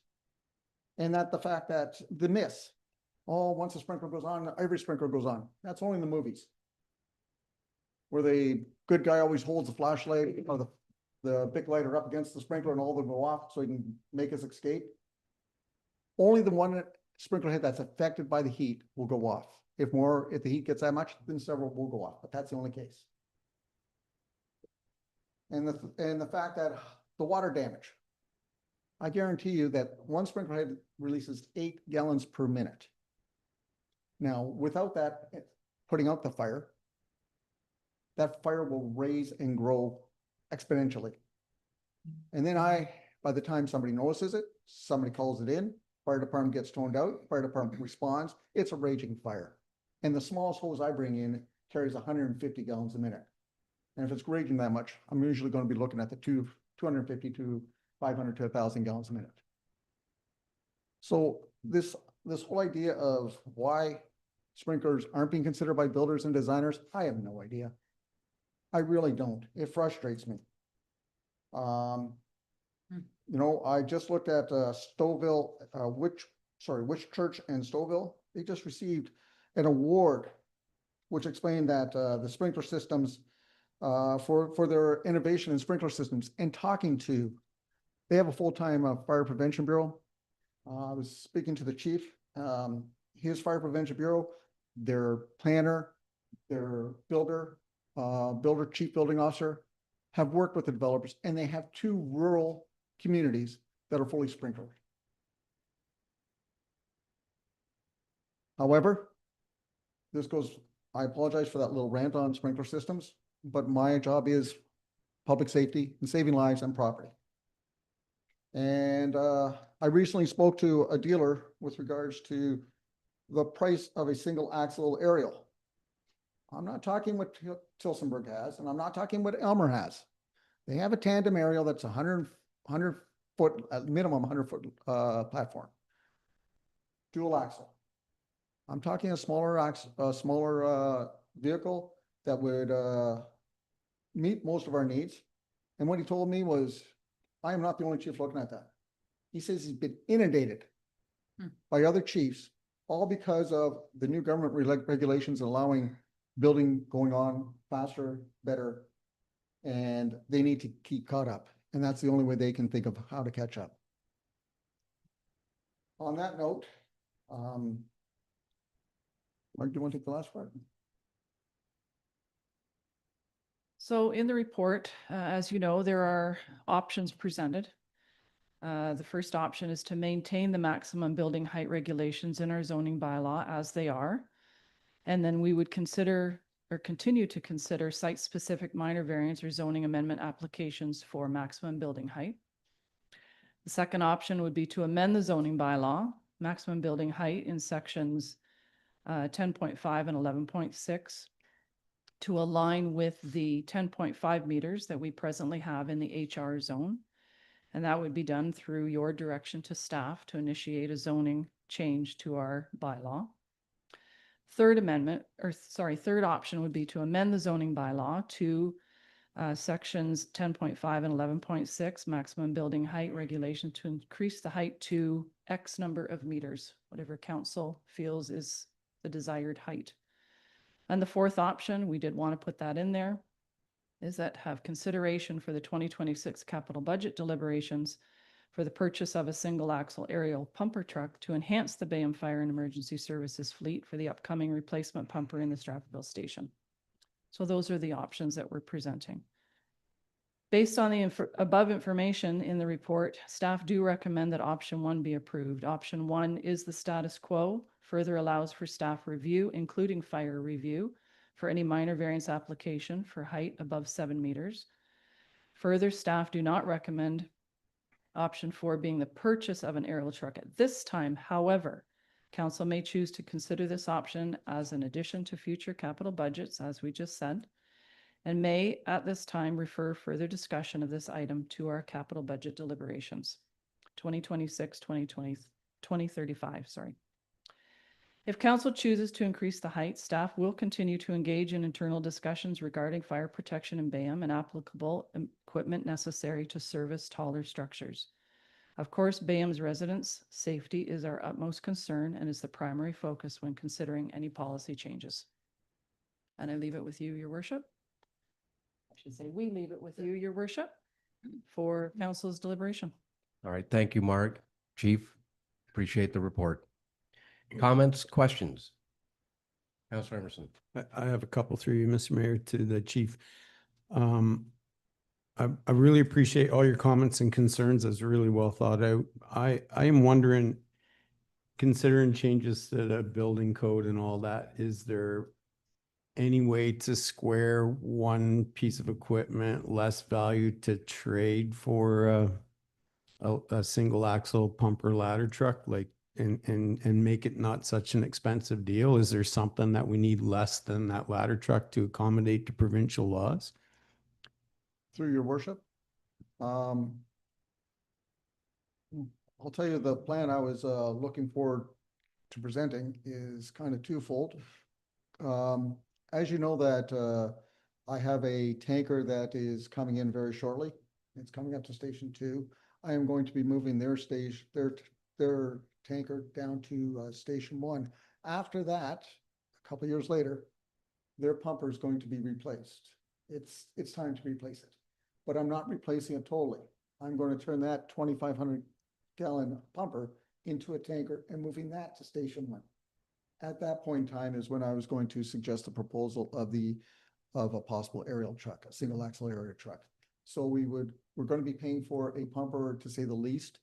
It would just be the increased cost for the newer type of vehicle. Okay, thank you. Supplementary.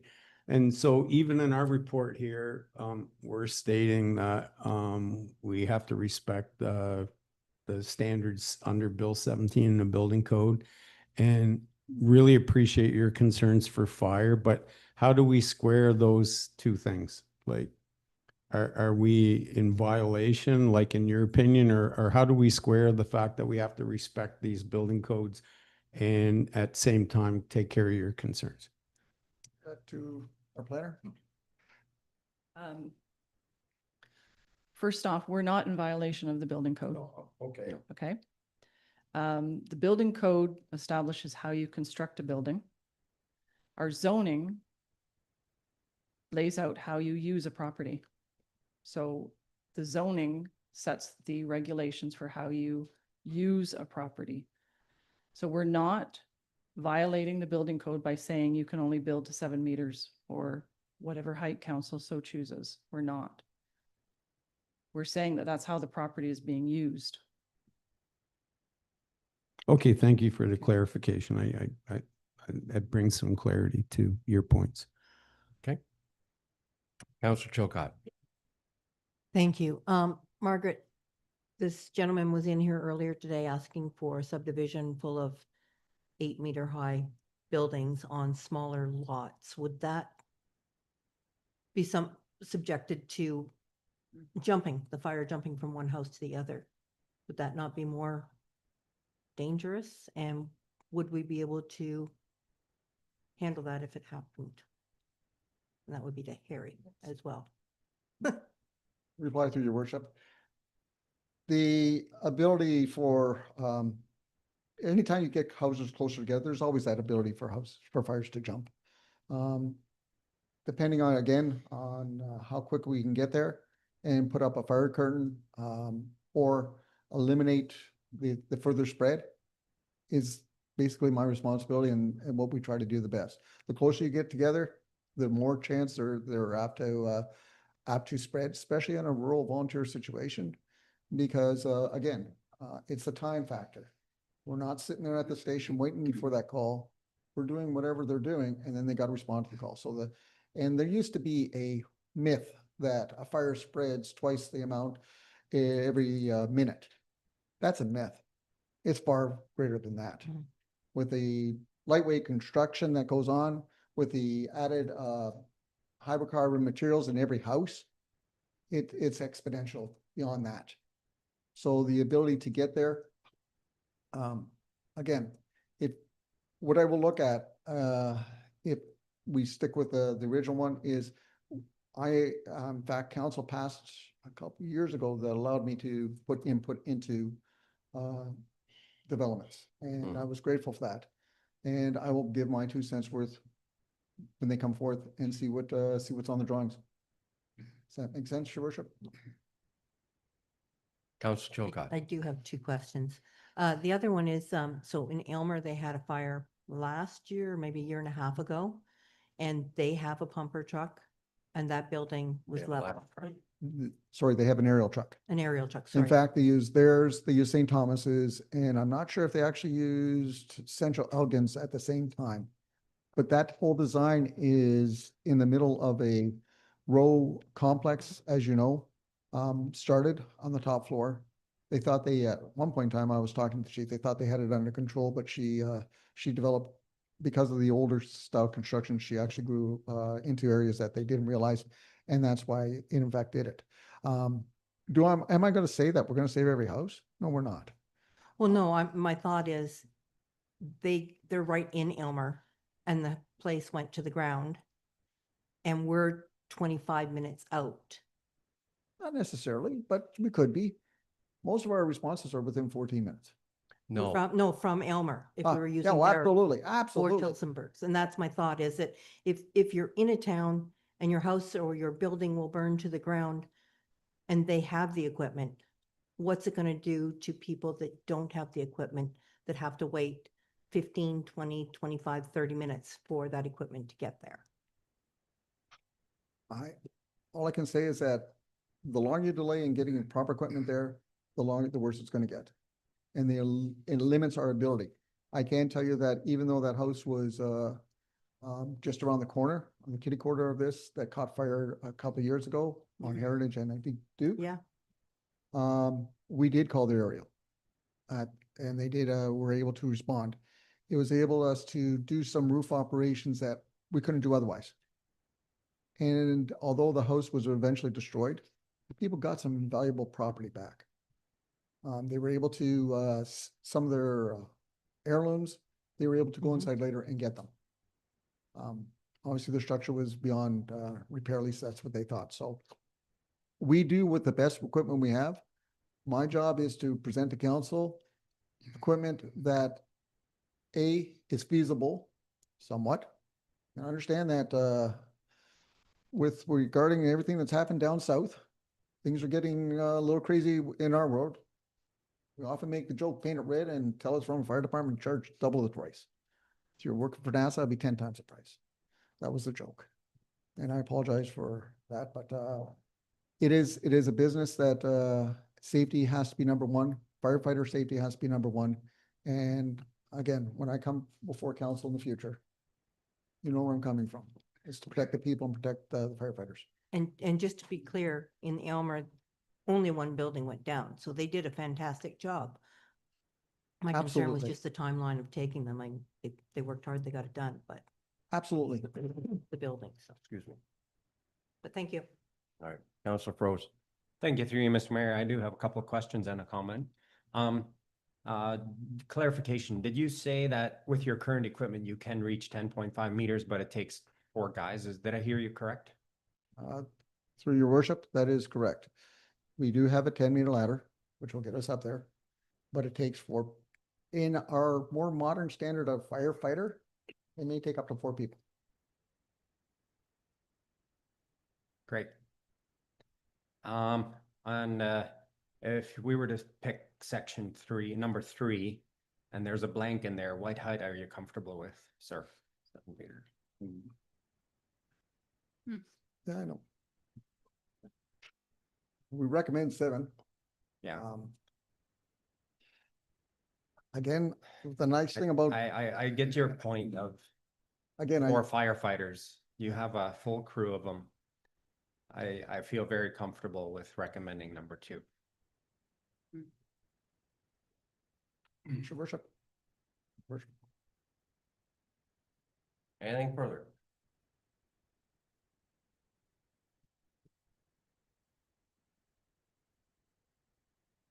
All right, Mark, to clarify, building envelopes and heights are not contained within the building code.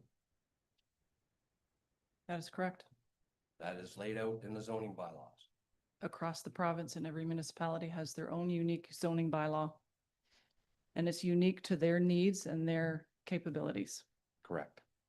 All right, so thank you for that. Okay, council, what would you like to do? We have a draft motion on the table, or you can do whatever you like. If you want me to read the draft, I can.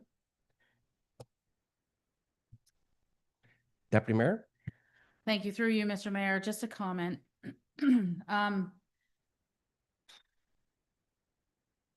Like, it's really hard when you sit here because public safety is obviously a massive concern. The flip side is that I also struggle with the fact that every time any construction, which seems to be quite often, is coming forward, an application, it has to come with a minor variance, and then we always approve it anyway at a higher height. So I'm just like, how do we make this easier and quicker and more convenient while maintaining safety at the same, like considering the safety piece? And I don't know, I had a conversation earlier this week and I don't get it. Like, it's buyer beware, right? I guess, like the province is sitting here saying, this is the height. This is what you No, can they're do. not. No, they are not. They're saying you cannot have enhancements to the Ontario Building Code, period. Building official, right here. He overrules everything here. Let him speak. It's a public meeting. No, it's not a public meeting. Hmm. So. Okay. Through you, Mr. Mayor, just to finish my comments, I would recommend increasing the height at this point to like a minimum of 9. But again, I'm just, one person. Second that recommendation. I definitely wouldn't go with number 2.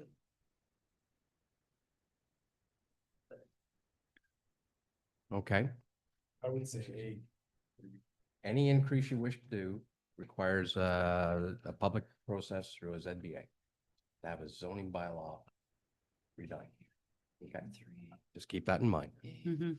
If you keep it at the status quo, any changes over and above the 7 meters is still subject to a minor variance. It can be done. And it can incorporate in exactly as the chief was trying to suggest, if there are some safety features due to layout of a particular ground, that can be commented on and mitigated. Councillor Chilcott. These variations, though, they cost the person money, correct? Yes? Can we, if it's a height variance, can we reduce the cost or eliminate the cost? I would recommend not. It's the cost of the planning process. Hmm.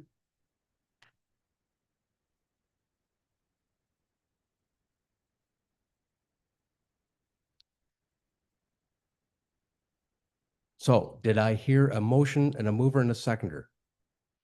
If that's the case, please state what that motion is.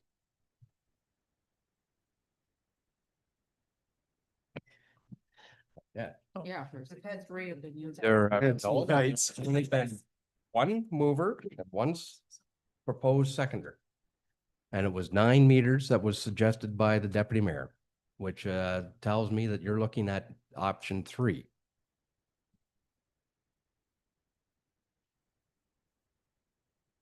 If that's the case, then we need a mover and seconder to put it on the floor.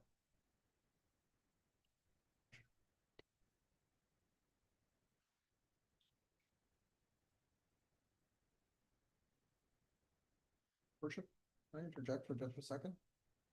Chief. I heard a planner tonight, and he made the comment about 8 meters. And he also said that was standard across the area. You're gonna increase it, and make that suggestion. That was his own words, the designer from earlier tonight. You said what? 8 meters Yeah. was almost like the standard across the area. Yes. If you're gonna increase it, and make that suggestion. Yeah, I concur. It's up to whoever wants to put the motion on the floor. I will motion that we do number 3 at 8 meters.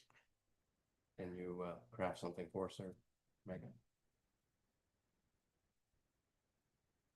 So that report DS 1925 regarding residential maximum building height regulations be received for information, and that council amend zoning bylaw number Z 456 2003 sections 10.5 and 11.6 maximum building height regulations to increase the height to 8 meters. You're going to carry on? Nope, that's it. All right, mover and seconder, please. Councillor Chilcott, you're going to move that. Who's going to second that? Oh, can we add a qualifier? Through you, Mr. Mayor, like subject to the fire chief's approval? Mm. No, No, no. okay. I'll I'm sorry, second that's not a friendly amendment. I second that. Okay. Councillor Emerson will second. Option 3, 8 meters. All in favor? 1, 2. Opposed? Oh. Did What are Dan- you? Was Dan saying yes or no? Yeah. Okay. Okay, so that's 3. Mhm. That's carried. All right, there we go. Done. Thank you, you two. Thank you, worship. Thank you. Thank you, Eric.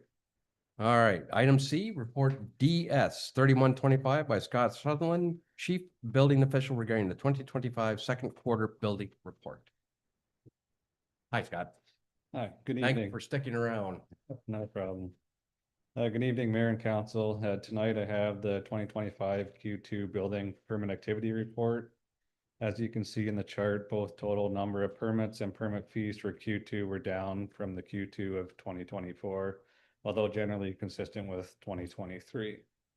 It's worth noting that housing starts in the Q2 of 2025 are ahead of the Q2 of 2023. And with a number of subdivisions in the construction stage, we're hopeful that there will be an increase in housing starts in Q3. If anyone has any questions, I'd be happy to answer them. All right, well, thank you for that report, Scott. It is somewhat interesting, considering the uncertainty that we're experiencing. And I think the fire chief made mention of the uncertainty south of the 49th parallel, that we still have some interest in building activity taking place within the community. To me, it simply states that Bayham is a desirable place to want to come and build and, you know, plan for a future here. So I'm encouraged by the numbers. I recognize the slowdown due to interest rates, due to the economic uncertainty, but I think we're still going here, and I really appreciate that. And I thank you for the efforts that you and your staff have put out there on behalf of the municipality. So thank you. Thank you. Any comments or questions for Scott? That was easy. Okay. We have a motion that reads that staff report DS 3125 regarding second quarter report be received for information. Mover and seconder, Councillor Emerson and Councillor Chilcott. All in favor? Carried. Okay, I'm going to take a privilege here and ask a question, Scott. And I should have done this while you were at the podium. It's already done, so it's moot now. But the point is, by taking the action that we have took on the last file, we have not violated the principle of the province in your mind. No. You do not have building height restrictions in the building code. No, to my understanding, building height, setbacks, lot coverage and things like that are through the zoning bylaw, which is council's decision and can be any height or setback or size. Obviously over certain heights and under certain setbacks do have building code complications, but it's addressed separately. It's correct. The building code doesn't restrict height in that sort of sense. Thank you. Appreciate that. That's third verification I've heard from that. Well, thank you for that. And I know it's a little extraordinary, but I asked for it. Took advantage of. You get that one? No, but that's Didn't. okay. We'll explain it to you later. Yep. Okay. Let's move on then with report DS 3225 by Margaret Underhill, Planning Coordinator, Deputy Clerk, regarding consent application E4525 at 2757886 Ontario Inc. Neil Hebert at 9407 Elgin Street. Marg, please. Thank you, Your Worship, and through you to council, the report before you is to consider a severance application for the creation of a new lot at 9407 Elgin Street. The proposed parcel has a lot frontage, of 13.833 meters, a minimum lot depth of 34.208 meters, and the retained parcel has the appropriate frontage and lot depth for a R1 parcel. So the address 9407 Elgin Street is currently under construction. They have a concrete foundation in place for a semi-detached dwelling. They are subject to a severance application because the severance follows the center line of the common wall, so they can proceed through severance process. The application will be considered by the Land Division Committee on August the 27th. The planner's memorandum is attached, dated July the 10th, and it analyzes the application subject to the Bayham official plan and zoning bylaw. Our standard conditions for severance would include the installation of a private well, installation of the sanitary service connection to both parcels, the road access permit, grading plan, digital copy of survey, civic addressing, and planning report fee. Staff and planner recommend the support of the consent application for the severance to create a new lot with the recommended conditions contained in the report, and I leave it with you. Thank you very much for the report, Marg. Any questions, concerns, comments? Okay, seeing none, we have a draft motion that reads a report DS 3225 regarding the consent application E4525 submitted by 2757886 Ontario Inc. be received. and that council recommend to the Elgin County Land Division Committee that consent application E4525 proposing to create a residential lot be granted subject to the following conditions and considerations. Number one, that the owner obtains approval from the municipality of Bayham for the installation of a new private well on the proposed retained and severed lots, providing the municipality with water quantity and water quality reports for bacteria and nitrates content, meeting the provincial standards for residential use as a matter of public health and safety. Number two, that the owner obtains a permit from the municipality of Bayham for the installation of a new municipal sanitary service connection to the proposed retained and severed lots. Number three, that the owner obtains approval from the municipality of Bayham for road entrance permit, Elgin Street, for a new access to the proposed severed lot. Number four, that the owner provides an engineered grading and stormwater management plan for each parcel to demonstrate that each will drain properly with no negative impacts on the neighboring lands or the street, all to the satisfaction of the municipality of Bayham. Number five, that the owner initiates and assumes, if required, all engineering costs associated with the preparation of a revised assessment schedule for the Stratford Drain number 8 in accordance with the Drainage Act RSO 1990 as amended, with a deposit to be paid in full to the municipality prior to the condition being deemed fulfilled. If the deposit does not cover the costs of the revised assessment schedule, the applicant will be billed for any additional costs incurred. Number six, that the owner provides a digital copy of a survey of the subject lands. Number seven, that the owner applies and pays all fees to the municipality with respect to civic addressing signage for the severed lot. Number eight, that the owner provides a planning report fee payable to the municipality of Bayham upon the granting of the consent. Mover and seconder, please. Deputy Mayor Weisler and Councillor Chilcott, all in favor? That is carried. Just Move. a clerical. Clerical? Mm-hmm. Where? 9407, it's Elgin. Eglin. Mm. Well, there you go. All good. Eglin. Yeah. All right, item E, report DS 3325 by Margaret Underhill, Planning Coordinator, Deputy Clerk, regarding consent application E 4325 Dan Froze Farms, Plank Road. Mark, please. Thank you, Your Worship, and through you to council. The report before you is for a severance application submitted by appointed agent Jesse Froze on behalf of Dan Froze Farms, Inc., proposing to sever a parcel of land described as part of Lot 123 Concession South Talbot Road to create a residential parcel within the settlement boundary of Stratfordville. The lands proposed to be retained are designated as agriculture in the official plan, with a portion of it as hazard lands. So, sorry. Yes, the proposed severed lands are within the settlement area boundary and are designated residential with an overlay of hazard lands. Excuse me for that. The proposed retained portion of the subject lands are zoned agricultural A1, and the proposed severed lands are zoned R1H2, that has the holding provision, on Schedule F for Stratfordville because the severed lands are within the village boundary. The hazard lands are shown as regulated by the Long Point Region Conservation Authority. The application will be considered by the Land Division Committee on August the 27th. So the planner's memorandum dated July the 9th analyzes the application subject to the provincial policy statement, the county official plan, the Bayham official plan, and zoning bylaw. The proposed severance divides the lands along the settlement boundary of the village of Stratfordville, with the retained lands outside the boundary and the severed portion within the boundary. The memo also speaks to potential future development through a draft plan of subdivision as required by the holding provision H2, and notes that in that consideration there being the possibility of sanitary servicing constraints.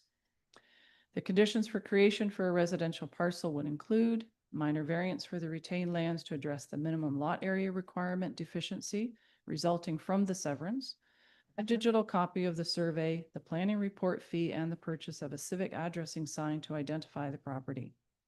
Staff and planner recommend the support of the consent application for the severance to sever the land zoned R1H2 located within the settlement boundary of the village of Stratfordville, as shown on the severance sketch with the recommended conditions contained within the report.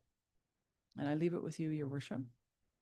Thank you very much for that report, Mark. Does anyone have any questions, concerns?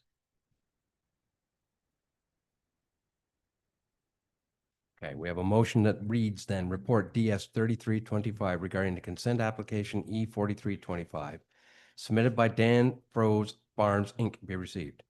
And that council recommends to the Elgin County Land Division Committee that consent application E 4325 proposing to create a residential parcel within the Stratfordville settlement boundary be granted subject to the following conditions and considerations. Number one, that the owner applies for a minor variance for the retained lands to address the minimum lot area requirement deficiency resulting from this severance. Number two, that the owner provides a digital copy of a survey of the subject lands. Number three, that the owner provides a planning report fee payable to the municipality of Bayham upon granting of the consent. And number four, that the owner applies and pays all fees to the municipality with respect to civic addressing signage for both the severed and retained parcels. Mover and seconder, please. Councillor Emerson and Deputy Mayor Weisler, all in favor. That's carried. Finally, report DS 3425 by Margaret Underhill, Planning Coordinator. Deputy Clerk regarding rezoning application ZBA 1525 Nezazan Howlett. Mark, please. Thank you, your worship. And again, through you to council, this report before you is in regards to a rezoning application submitted by John Nezazan and Danielle Howlett for their property municipally addressed as 46 Chapel Street. The lands are subject to consent applications E 4623 through E 4923 that obtained conditional approval on July the 26th, 2023 by the County of Elgin Land Division, and they are due to expire on July 26, 2025. The purpose of the bylaw is to facilitate the removal of the H1 and H4 holding provisions on the lands for the 4 proposed new lots. The lands would be rezoned from Holding Village Residential 1, which is R1, H1, H4, to Village Residential 1, R1, in our zoning bylaw, and the retained lot will remain as agricultural A1 because it is outside of the village boundary of Vienna. The lots are within the village boundary of Vienna. Purpose and intent of the zoning bylaw amendment is for the removal of the holding. The notice was circulated July the 7th. A bylaw is prepared for the application. And further, no members of the public can appeal a holding provision as only the applicant is able to appeal if council refuses or does not make a decision within a specified time. As per conditions 1, 2, and 3 of the amended notice of decision dated April 23rd from the Land Division, entering into a development agreement fulfills the requirements to remove the holding provision. Development agreement is pending at the time of writing this report, but I will add to this report that the development agreement is now in place. It has been signed and executed by all parties and is in good standing. Staff and planner are supportive of the purpose and effect of the zoning amendment, and we recommend the bylaw approval, and the recommendation is before you. Excuse me, Mark. Thank you for the report. Summer colds. Does anyone have any questions or concerns? It's right here. Thank you. Well, we haven't got that far yet, but thank you. Seeing none. All right, then we have a proposed motion that reads that report DS 3425 regarding Nezazan Howlett rezoning application be received for information. And that pursuant to Planning Act Regulations Bill 73 Smart Growth for Our Communities Act 2015, it be pointed out that the public participation meeting held July the 17th, 2025, associated with this application, there were no written submissions and no oral presentations regarding this matter, and that all considerations were taken into account in council's decision passing this resolution. And that zoning bylaw number Z 456 2003 as amended be further amended by changing the zoning on a portion of lands owned by John Nezazan and Daniel Howlett, identified as parts 2, 3, 4, 5 of registered plan 11R-11177, and subject to consent applications E4623, E4723, E4823, and E4923 from Holding Village Residential 1, R1H1/H4 zone to Village Residential 1, R1 zone. And that zoning bylaw number Z810, 2025 be presented to council for enactment. Mover and seconder, please. Councillor Chilcott, Councillor Emerson, all in favor? Carried. Thank you, Mark. You can go home now. Moving on with section 13, finance and administration, 13.1 correspondence, and 13.11 to receive for information. Item A, correspondence from the Honorable Robert Black regarding soil health in Canada. Item B, City of Guelph regarding special economic zones 2025. C, Long Point Region Conservation Authority regarding June 4th, 2025 meeting minutes. Long Point Region Conservation Authority regarding June 4th, 2025 hearing meeting minutes. E, Elgin OPP Detachment Board regarding the 2024 annual report.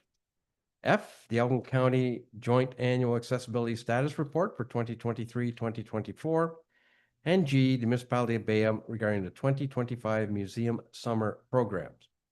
Does anyone have any questions, any comments, wish to draw attention to any item of correspondence?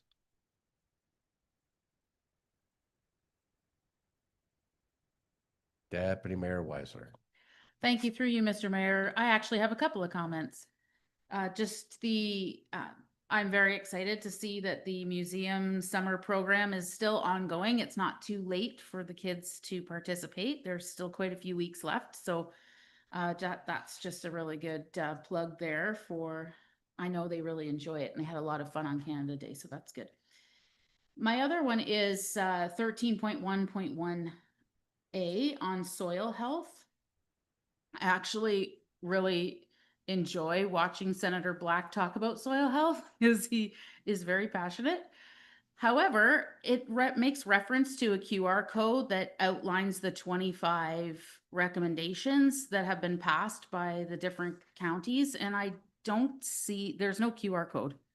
So I wasn't able to actually download and read the report. So I just wondered if maybe staff could circulate that to council later, because I was unable to read his comments. It's part of the attachments. It's not there.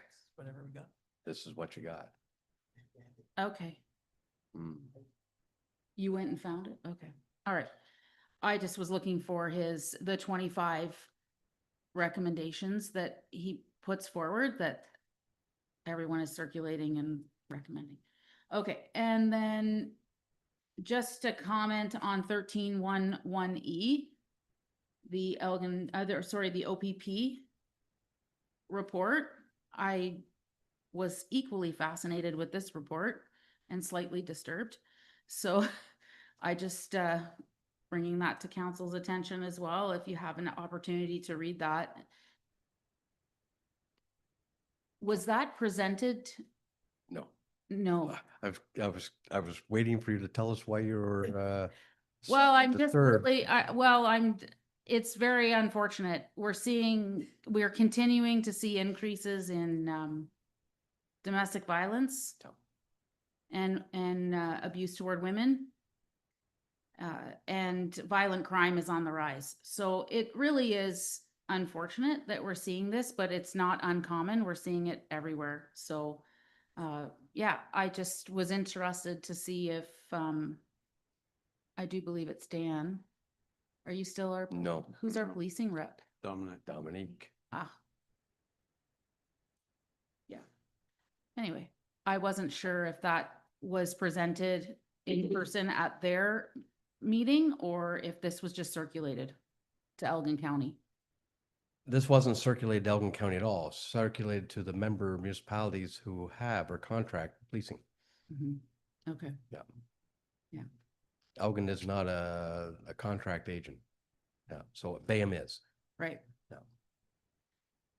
But this does not specifically, unless I've read it wrong, these are cumulative numbers. These are not numbers specific for Bayham. That's right. All right, so we have had reports in the past which were a little more definitive and you can break it down. These are a Mhm. little countywide. All right, And say thank you through you, Mr. Mayor. I think that was why I was trying to clarify, like, was was it presented to Elgin County or was it just, it's just a high level? Okay. Yeah, thank you through. I suspect probably because you're transitioning from the Elgin Police Services Board to the detachment boards Mhm. as prescribed under the new policing act. So perhaps something will look different down the road. Any comments or anything? Yes, Councilor Froese. Thank you through you, Mr. Mayor. Deputy Mayor, do you want the soil health one? Are you recommending we support that one? Thank you through you, Counselor. I would like to read the actual the code? 25 recommendations before I support it. But it's not something that I would definitely be interested to bring it back.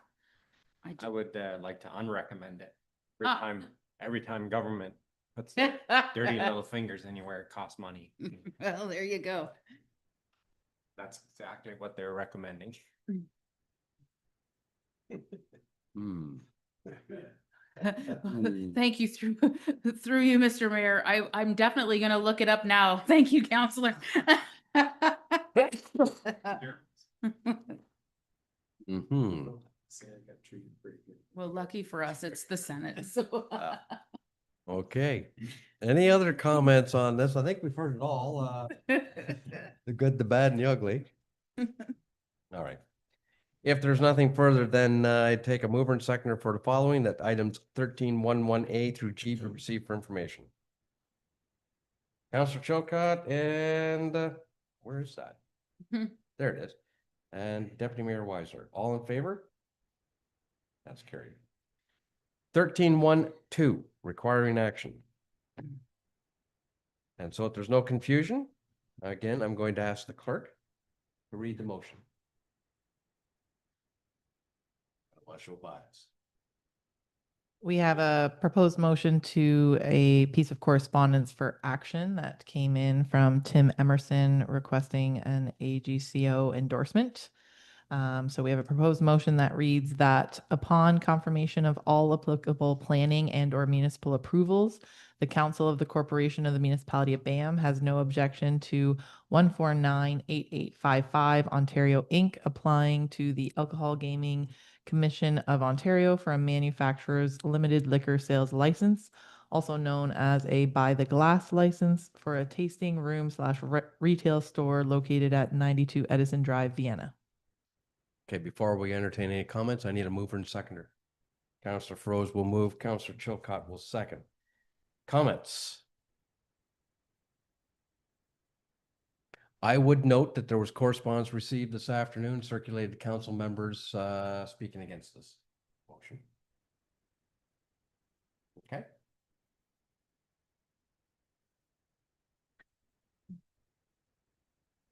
However, when you read upon it, I'm not sure there's reason why to speak against it.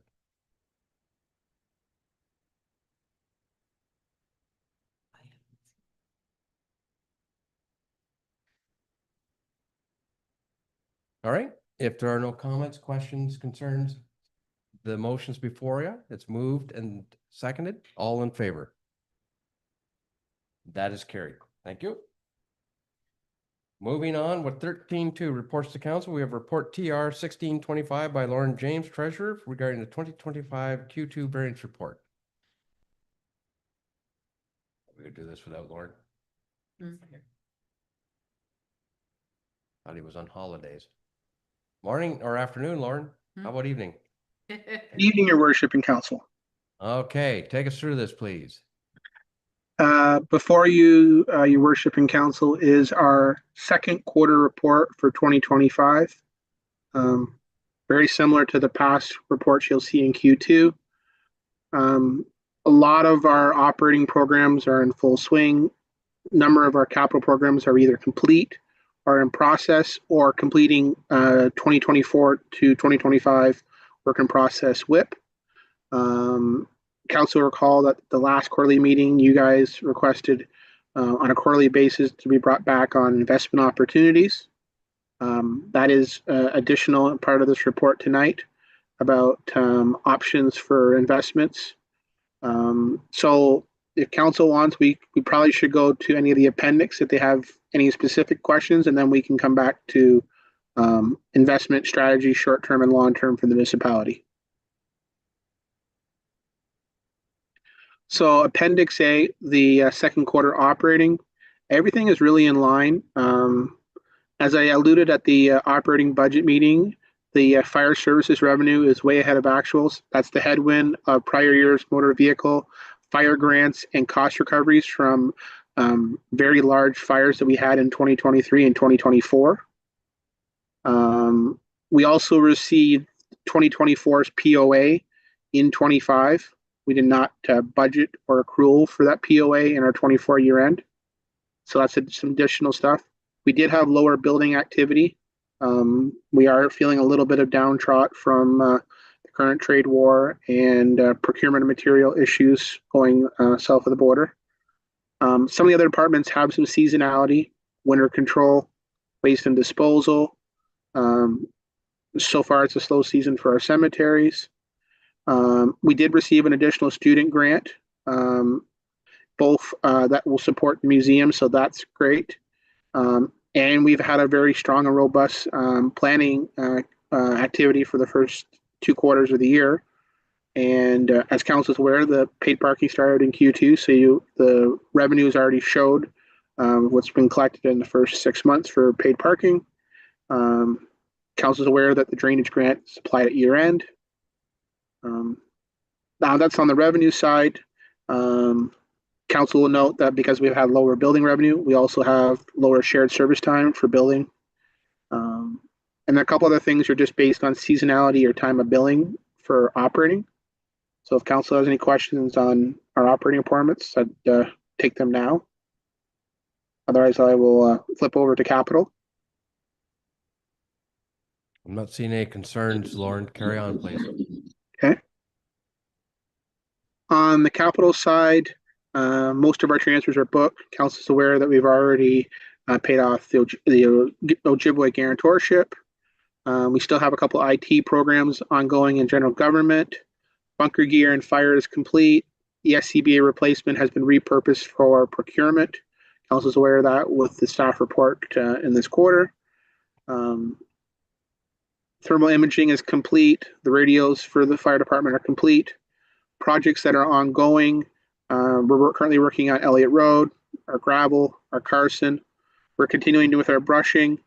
Projects that are currently on a pause, the Port Burwell Storm Sewer Phase 1C is on pause, and as is the Tunnel Line Culvert, which will have additional reports and options brought back to council. That's on the road side. On the wastewater side, so far we just got some system equipment procurement in there. Ed is working on additional items in the wastewater, both in the air blowers, some manhole rehab, as well as some additional SCADA equipment. So you'll see that in Q3 to Q4. One additional thing you will see, we did have the water line hold back from their 2023 capital works. That will be 67% granted. Might be wrong on that number, Thomas, so correct me if I'm wrong. 73%. 73, thank you. So 73% will be claimed back in upper level grant receivables, paid out of the water line reserve. Other than that, we have the canoe launch, which is close to being complete. It did have 2024 WIP and also 2025 expenditures. So the Q3 report will capture the WIP as well as the completed status. And that's it. We also have the Marine Museum enabling accessibility that was completed, and that was a carryover from 2024. So that's on the capital side, and our official OP is just starting to start that process with Margaret and Arcadis. Okay, Lauren, it may be getting late in the hour, but go back. WIP. Yeah. Define WIP. WIP is the term for what's called work in progress. So it's Thank a capital item that is not complete that gets capitalized at year end. So if an item is currently in construction, design, or hadn't had the remaining engineering or certification, then it'll go to what's called a work in progress status. And then at the end, once it's complete, it'll get capitalized. Thank you. You're welcome. Any questions from the capital sheet?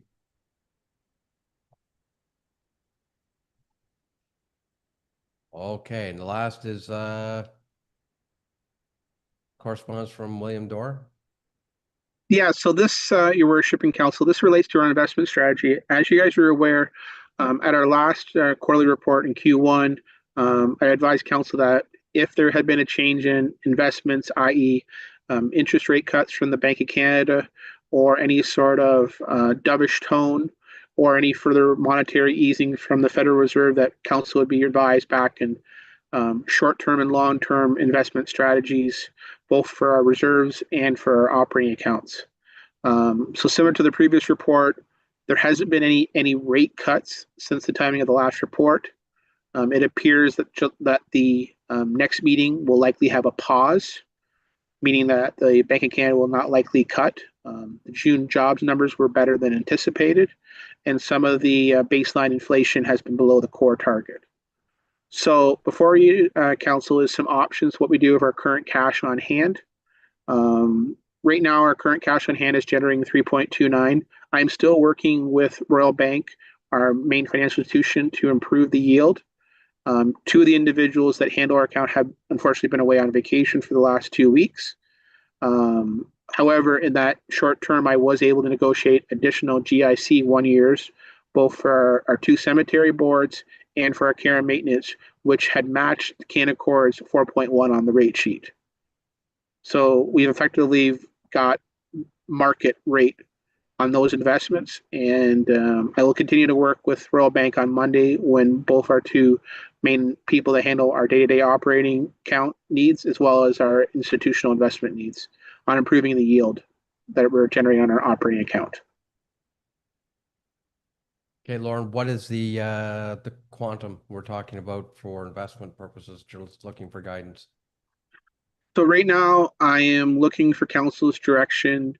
1, to stay at the current utilization of interest earned on our operating account rather than locking into a GIC. I think it'd be prudent for council to have the third quarter report and then make a decision. You see what capital works are needed in the next 6 months to a year that will need that cash, as well as any other needs, reserve transfers, or other that'll come up, rather than locking in the GIC, which you will not be able to sell off unless you take a lower yield. There really isn't an advantage to locking in 4.1 versus 3.29 with the ability of the staff to negotiate further upridge come business day Monday.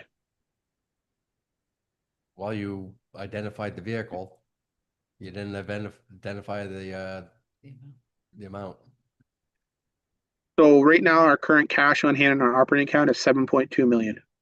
All right, thank you for that. That's what we wanted to know. All right, any questions for the treasurer in the variance report? Okay, Lauren, you're recommending that you sit on that in the current cash account. That is correct, Your Worship. The 0.72 of a spread isn't worth locking in it for a year. The interest lost is negligible. Like I said, both our 2 main people are back on Monday, and I will be speaking to them and improving the yield. All right. Any concerns with that strategy?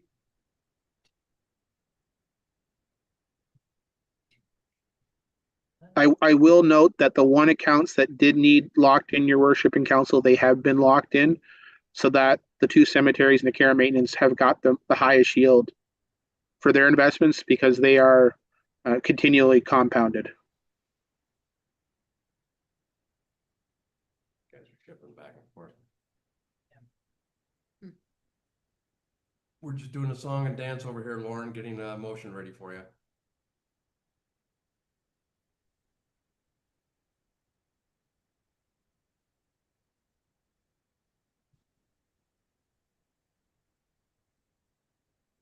Okay, go.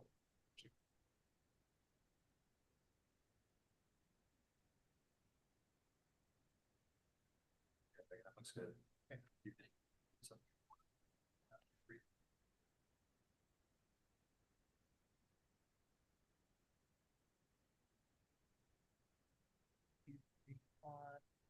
Investment strategy, recommended investment strategy.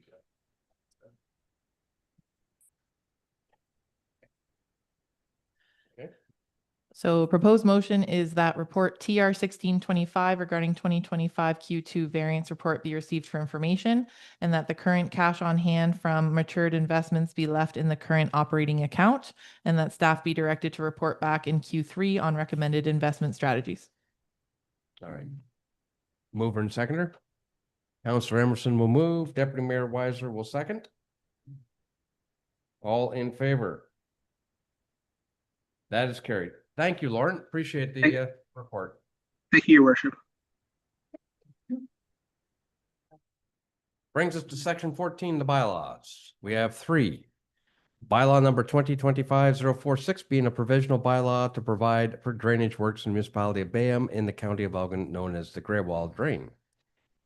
Bylaw number 2025-048 being a bylaw to authorize execution of an agreement between the corporation of the municipality of Bayham and the corporation of the county of Elgin for transitioning IT services. And bylaw number Z810-2025 being a bylaw to amend bylaw number Z456-2003, Nezazon.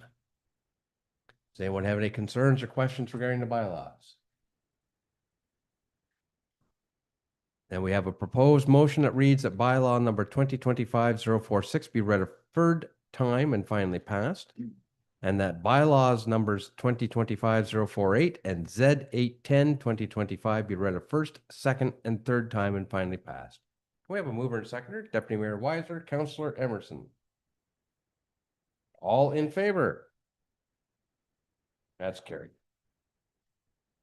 We have no unfinished business, which means we are now moving into an in-camera business under section 16. So I need a mover and seconder for the following: that council do now enter into an in-camera session at 9:44 p.m. to discuss confidential item regarding advice that is subject to solicitor-client privilege, including communications necessary for that purpose, a position, plan, procedure, criteria, or instruction to be applied to any negotiations on or to be carried on by or on behalf of the municipality or local board. And item B, personal matters about an identifiable individual, labor relations, employee negotiations, human resources. Mover and seconder, please. Councillor Emerson, Councillor Froese. All in favor?